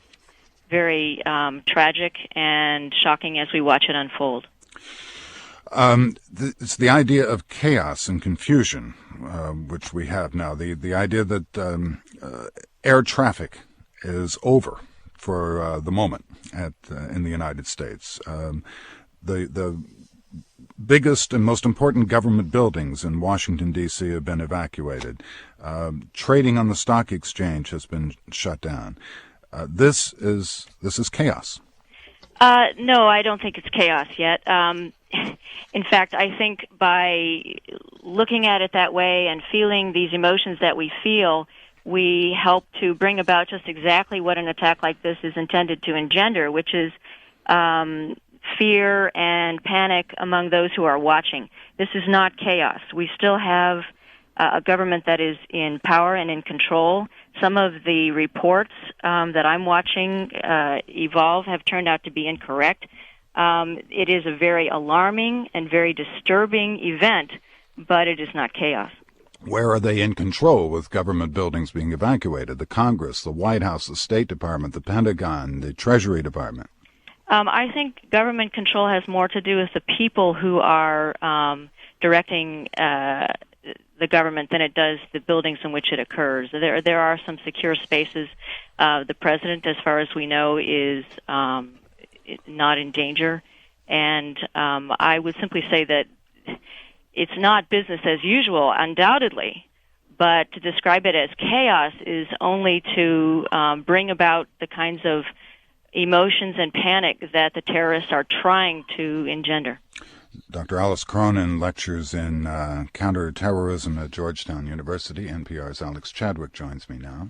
Good morning, Bob. I've just come through downtown Washington, D.C., and it's true there is not a sense of panic in the streets, but there certainly are people jamming the sidewalks, trying to get out of downtown, trying to get home. The buildings are shut down. People seem calm. Perhaps that's because there are no apparent fires or explosions going off in the central part of town north of the White House. But certainly buildings are closing. Streets are blocked off. Quite suddenly, police tapes go up across streets. One, in fact, in front of our building here, because the Bureau of Alcohol, Tobacco, and Firearms is across the street. And you've been here in the studio, so you didn't hear this, but a little while ago they called for the evacuation of this building. I think that's happening all over the city. People are being asked to leave, and they're worried. They're concerned, of course. NPR's Don Gagne, our White House correspondent, is now across the street from the White House. Don? Right, Bob. I'm just beyond Lafayette Park. They had us all leave the White House grounds at 9:41 this morning. Initially, we were told just to wait in Lafayette Park, then, which is of course right across the front lawn of the White House, the front of the house. Then they moved us to the north end. Then they had us cross the street, and the perimeter has widened. And 8th Street, which runs parallel to Pennsylvania Avenue, again a block north of the White House, has now been blocked off with that yellow tape. The streets that are open around here, there's gridlock, and there's clearly a heightened sense of alert. But there's also right now just a lot of people kind of standing here looking, trying to get a sense of what's going on. A report from Fort Worth, home of American Airlines. American Airlines says it lost 2 aircraft carrying 156 people. Whatever lost means, whether they were hijacked or they've disappeared. Of course, all air traffic has been grounded in the United States. Alex, it was one of the planes that hit the World Trade Center. At least one is reported to have been an American Airlines plane. Perhaps that's what they're counting. In case you're just joining us. This morning, shortly before 9 o'clock Eastern Time, a plane crashed into one of the towers of the World Trade Center in Lower Manhattan in New York City. Shortly after 9 o'clock Eastern Time this morning, a second plane crashed into the second tower of the World Trade Center. Reached in Florida, President Bush referred to these incidents as an apparent terrorist attack and a national tragedy. Then, an aircraft crashed into the Pentagon in Arlington, Virginia, just outside of Washington, about an hour after the attacks in New York City. Government buildings in Washington, including the Capitol, the White House, the Treasury Department, and the State Department, were evacuated, with officials citing a credible threat of a terrorist attack. The Federal Aviation Administration shut down all aircraft takeoffs nationwide, following reports that these planes that had crashed into the World Trade Center in New York were hijacked aircraft. Shortly after 10 a.m. Eastern Time, about an hour and a half ago, one of the World Trade Center towers in New York City collapsed. And American Airlines said that one of the planes that crashed into the Trade Center was American Airlines Flight 11, hijacked after takeoff from Boston en route to Los Angeles. That is a capsule of what we know now, and we will return to you with continuing coverage of today's tragic incidents. This is special coverage of tragic events that have occurred today in New York City and in Washington, D.C. Airplanes have hit the World Trade Center, both towers of the World Trade Center in New York City, and a third plane has crashed into the Pentagon in Arlington, Virginia, outside of Washington. And NPR's Tom Jelton is there. Tom? Yeah, Bob. Some new developments here since I spoke to you last. There had been several helicopters circling around the building. Clearly, they were concerned about yet another aircraft coming in. Most of those have now landed. Also, the firefighting activity has died off some. The firefighters have pulled back. The priority now has shifted to first aid, to trying to recover victims. Dozens of ambulances have arrived, and this is clearly the priority now, is to get in there and to help as many people as possible. The flames, there are still flames evident outside the building, and I think that's probably debris from the aircraft that crashed. But the fire does seem to have died down somewhat, and as I said, the firefighters have pulled back. Most of the activity now has to do with ambulances. Do you know what happens in that particular part of the Pentagon? Do you know what offices those are? Well, the crash, the attack, really affected the Pentagon from top to bottom. That means 6 floors, and I now understand that it destroyed the first 2 rings. There are 5 rings. The third ring was very badly damaged, and then as you got in towards the courtyard, apparently it was less so. So we've got essentially 2 rings and 6 stories, dozens and dozens of offices, and a number of very high-ranking Navy officers were there, some 3 stars. In fact, the Chief of Naval Operations, Admiral Vernon Clark, had his office in that area, but I do understand that Admiral Clark himself is okay. But there were a number of other 3-star Navy officers who had offices in that area. Below the Navy, the Army and the Air Force also had offices in there. I just can't. We haven't had any word yet on casualties. As you can imagine, just total chaos here in terms of communication. NPR's Tom Jalton at the Pentagon. Morning Edition commentator Craig Childs is in New York, where he has been talking to witnesses about events this morning, the World Trade Center towers collapsing following being hit by airplanes, both towers. Craig? Yes. What have you heard this morning? Well, I've just been on the street, standing there, arrived probably a couple minutes after the planes hit, and listening to people's responses, and then seeing them as the buildings actually exploded, and just the sense of outrage and emotion that's showing up. One man passed me, just shouting, "We need to bomb them now," and "I need to kill somebody," and that combined with with another person next to me saying, "My sister didn't go to work this morning. If she had gone to work, she would have died." Craig, pardon me, we're going to go to Greg Chappelli, who's director of the Somerset County Hospital in Pennsylvania. Mr. Chappelli? Yes. You've had a plane crash in your area this morning. We've had a plane crash in a small rural area just north of Somerset. It was supposedly in a strip mine area. We have many strip mines in Somerset County. At this point, they are combing the area for what we hope are survivors. Details are still sketchy on it. It was near Shanksville, Pennsylvania, which is near another area called Indian Lake, which they tell me is where the plane actually went down at. Details at this point are very sketchy. Now, obviously we're wondering if this crash has any connection to the other 3 plane crashes of this morning. There's a lot of speculation, but we have no idea at this point whether the crash is connected at all. This was a 747 jumbo jet. Well, reports are that it's a 767 or 747. We're not exactly sure about that yet either. But the initial reports we have are 767. But that, again, reports are still sketchy. Thank you very much. Okay. NPR's Don Gagne is near the White House. Don? Yes, Bob. Well, we're waiting for information here. They have evacuated the White House along with just about every other government building today. The evacuation word came at 9:41 this morning. Everyone, staff, reporters, was moved out first into Lafayette Park, then across Lafayette Park. We have more and more police tape going up as they continue to widen the security perimeter around the White House.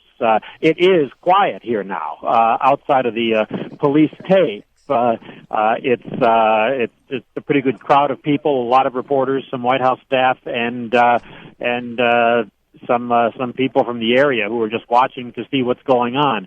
We're not getting any information from the White House on what the president's plans are. He was, of course, in Florida this morning, reading to elementary school students. When he got word of this, he made just a brief statement that you've described as he took off, and he's in the air, but we don't know where he goes or what the White House, the administration's plans are from here. Well, that was my next question. If the White House has been evacuated and they're worried about possible terrorist action, maybe they don't want him at the White House.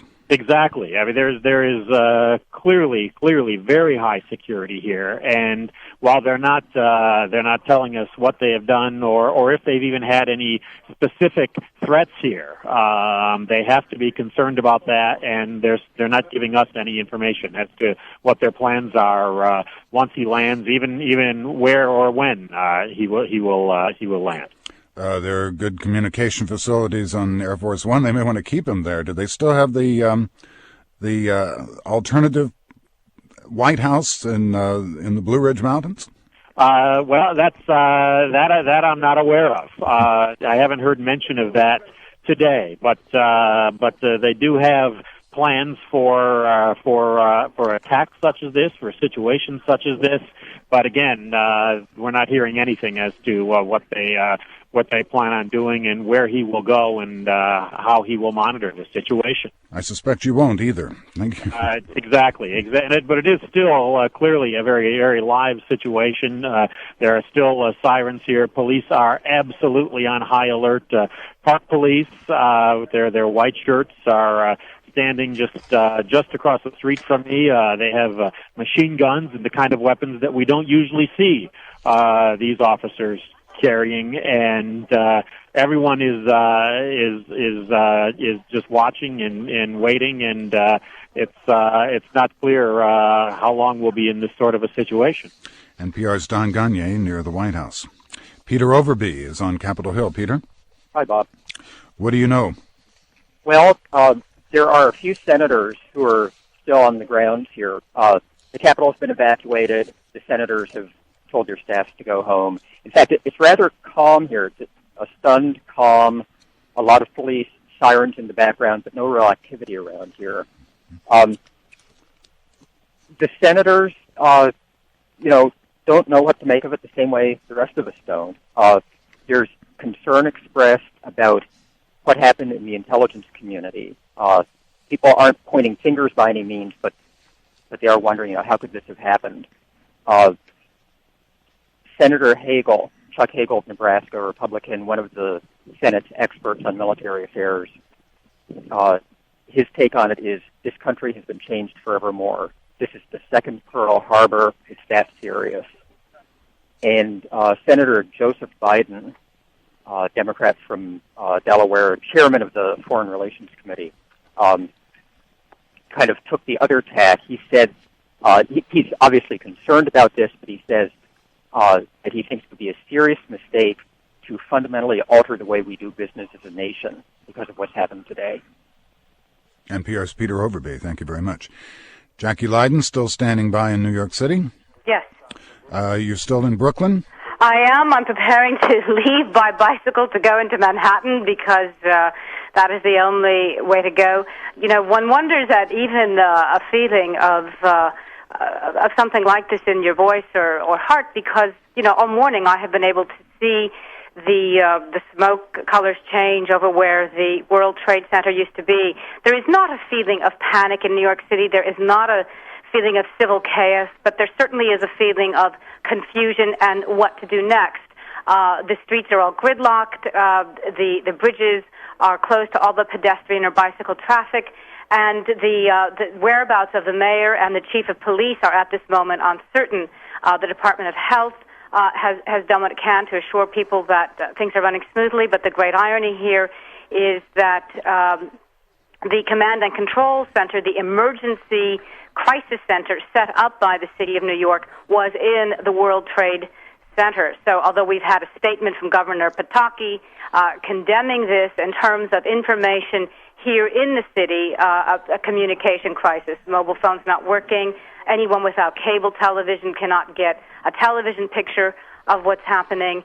And so while New York City is not panicking, it certainly is in a state of confusion, Bob. Martin Costi. Bob, I'm monitoring news coming in from around the world and around the country as people react to these attacks. First of all, in Europe, as may be expected, transportation is becoming more chaotic as flights are canceled or rerouted, especially flights going to the United States, as has been reported all morning. General aviation has been grounded in the U.S. Incoming flights from Europe are being rerouted to Canada, but Canada is also closing its airports or shutting down its aviation, but it's accepting those incoming flights from overseas that were heading to the United States. There's this item coming out of Pakistan. The ambassador of the Taliban movement there has called a news conference for tonight, but it has not been said whether this has anything to do with the incidents this morning here in the United States. But there's substantial interest in what he may have to say. In Switzerland, Alan Greenspan, the chairman of the Federal Reserve, is overseas. The Federal Reserve is very secretive about his whereabouts for security reasons, but they say he is well protected. Markets are closed in the United States. SEC says it will reopen them when they say it is practical to reopen them, but for now no U.S. markets are open. However, some stock markets around the world have dropped sharply, probably in reaction to the incidents in the United States. Specifically, Israel and Poland have seen sharp stock market drops. Around the country, many landmarks are being closed or evacuated, such as the Sears Tower in Chicago, the John Hancock Building. Some federal buildings, but does not look like many, are closing around the country. In some border crossing areas, such as Detroit, security is being stepped up at the border, but the borders are still open. And, of course, again, overseas, Secretary of State Colin Powell is coming home he's cutting short a visit to the Andean region. He was visiting Peru and Colombia in support of the administration's policies there, and he will be cutting that short and heading home. So that's the reaction so far around the world. NPR's Martin Costi, thank you very much. Barbara Bradley is at the FBI. Barbara? Hi, Bob. I'm afraid I don't have a whole lot to tell you. A spokesman came out just a few minutes ago and gave us a very short statement. The first point is that they've dispatched investigative teams to each of the sites. The second is that their number one priority is the safety of the injured and wounded. They wouldn't say how many people they think are injured or wounded. And the third is just that they're cooperating with other agencies. So I'm afraid we don't have a whole lot of information here at the FBI. They've evacuated the Justice Department. We can't get in there. There are apparently a few people in the FBI, but we can't go in there to get any more information. Barbara Bradley at the FBI, thank you. John McChesney is at the Pentagon. John? I'm standing, Bob, right in front of the Pentagon where the aircraft hit. I've been drafted as a litter bearer. Their firefighters have knocked a lot of the fire down, although flames are still pouring from some of the windows. And there are a bunch of volunteer teams here who are organized around litter bearing, and we're about to be drafted to go in and pick up injured, which there must be many, given the size of the devastation here. There is about a 75-foot hole in the wall here where the wall has collapsed. And the fire looks to be pretty well knocked down at this point, although there's still a lot of smoke pouring from the building. We've been asked to pull back twice because of reports of incoming aircraft, which fortunately never materialized. That's about it from here right now. Thank you, John. That's John McChesney at the Pentagon. NPR's John Burnett joins me now from Texas. John, where are you? Hi, Bob. I'm in Austin. I'm monitoring the American Airlines headquarters in Fort Worth. American Airlines said it lost 2 planes today. That's right. They just released a statement briefly a few minutes ago, and they confirmed that it has lost 2 aircraft this morning. One was Flight 11, a Boeing 767 that was en route from Boston to Los Angeles with 81 passengers, 9 flight attendants and the 2 pilots, and also Flight 77, which was a Boeing 757 operating from Washington Dulles to Los Angeles. It had 58 passengers, 4 flight attendants, and 2 pilots. The chairman of CEO of American Airlines, Donald Carty, said, "We're horrified by these tragic events, and our thoughts and prayers go out to the families of all involved." Now, when they say they've lost 2 aircraft, what are they saying? Well, they're not saying anything else. They're literally not saying anything else, and that all information beyond that must come from the FBI. And so they're not saying who might have hijacked it. They're not saying whether those planes were those that went into the World Trade Center or the Pentagon. That's literally all we have right now. Thank you, John. And just a note, United Airlines confirms that a flight from Newark, New Jersey to San Francisco crashed near Pittsburgh. That would have been the Somerset County crash we referred to earlier. Whether or not it's related to these other tragedies is unknown, but all aircraft flights in the United States have been suspended now. You did not have to go far in Washington, D.C. to get a sense of the confusion and fear that permeates the air here. Just outside of National Public Radio, on 6th and Massachusetts here in Washington, people were being herded away from a van parked in the middle of the street, and rumors about what was in that van were flying, and nearby government workers told to evacuate their buildings were trying to figure out how to leave the city. I'm scared. I'm frightened, really. It's horrible. I've never been in nothing like this before. How'd you hear about it? When did you find out about it? On news, on the TV at work. Someone was listening to the radio, then they went into the little conference room and turned on TV, and we saw the World Trade Center bomb. Next thing I know, they say a building behind the Capitol. Then they say the Pentagon, and oh my God, that's too close for comfort. I think it's horrible. I think it's just awful. I think it's horrible. I think we have to pray and really pray for America. It's really bad. It's a bad situation. My heart goes out to those people in New York. It's just awful. I just can't imagine being in that building. Did you ever think it was going to hit this close to home? I never did. Did you ever imagine it? No. This is something you see on TV. You would never think that it would actually happen here. No. These are government workers on the streets of Washington, D.C. this morning, and they were talking to NPR's Lynn Neary. Don Gagne, our White House correspondent, is near the White House. Don? All of this happened, Bob, while the president was in Florida at an event promoting education reforms. He was actually reading to children when his chief of staff, Andrew Card, whispered into his ear the first word of the World Trade Center crashes. He made a brief statement. He is now, he's left Florida. He's in Air Force One, and we have received no other official word from anyone at the White House about his whereabouts, about exactly what is going on here at the White House. I can tell you that we were evacuated, all the press, all the staff, anybody who works in the White House, groundskeepers and the like, were all sent out off the grounds at 9:41 a.m., sent into First Lafayette Park, which is right across the street. And then Park Police urgently moved us off to H Street, which is a full block away across from the front of the White House. And this is where we stand right now. It is as quiet as it has been all morning. Streets are closed off around here. There was a bit of gridlock in this area as recently as 5 or 10 minutes ago, but it too has cleared off, no doubt because of streets that have been closed off, feeding into this area. But the Park Police are standing guard, some with machine guns. Here comes a black limousine of some kind right now with a siren pulling up, going through the police tape that's set up. And it goes past, was not the kind of car that we see dignitaries visiting the White House traveling in. Anyway, we wait. We have no word yet on what the president is doing, will do, where he will go, and that's the situation outside the White House. Don Gagne, thank you very much. Tom Gelton is near the Pentagon. Tom?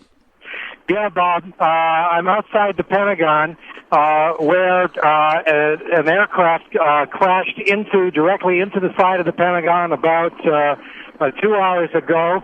Still a lot of rescue activity going on here now, but clearly the threat of more attacks has receded, so the emphasis has shifted now to rescue. There's the Red Cross helicopter just landing in front of the Pentagon here now.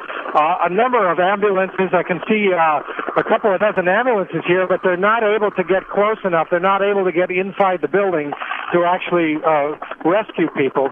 There's still flames from the. I can see flames in several of the windows at the Pentagon, so still have a major mess here. NPR's Tom Jolton at the Pentagon. The building has been hit by a plane this morning. That is Tom's assignment. He covers the Pentagon for us. We're going to New York now to Jim Zaroli. Jim? Hi. Well, New York City is a scene of utter chaos and confusion right now. It is just a tragic and very upsetting situation. The city is in full terrorism alert. Now, what that means is they've basically shut down all of the bridges and tunnels leading into the city. They've evacuated the United Nations, the New York Stock Exchange. They have sealed off bridges. They have basically, Mayor Giuliani was interviewed a little while ago and is saying that he wants everybody below Canal Street, which is the whole southern part of Manhattan, to leave the area if they work or live there, to leave and not to go in there. He says he says it's not really clear yet how many lives have been lost, but he said, I have a sense it's a horrendous number of lives lost. So this is really just a very chaotic situation right now. Jim, thank you. Don Gagne near the White House. For information here, there is a security perimeter several blocks wide around each side of the White House.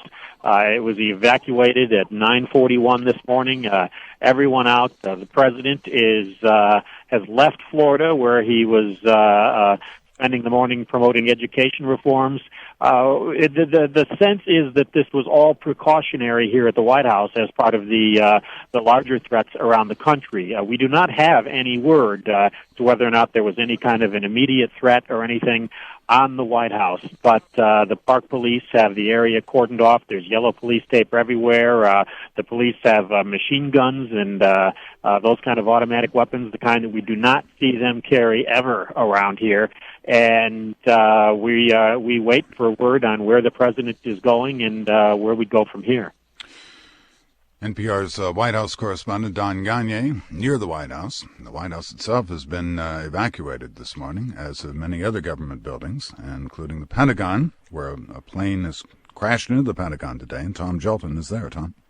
Yeah, Bob, I do have one very minor piece of good news in this day when we're so desperate for anything, and that is that the section of the Pentagon that was hit this morning directly by an aircraft was a new section of the Pentagon. It had been recently renovated, and for that reason, a number of the offices were unoccupied. Clearly, the casualties would have been far greater.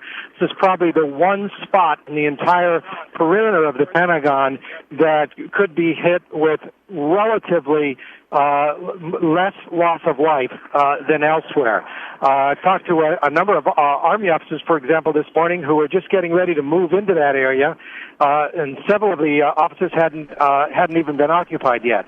Still, I mean, there was going to be very significant casualties here, but it could have been worse. Thank you, Tom. Laura Bush, the president's wife, was to testify on Capitol Hill today about education.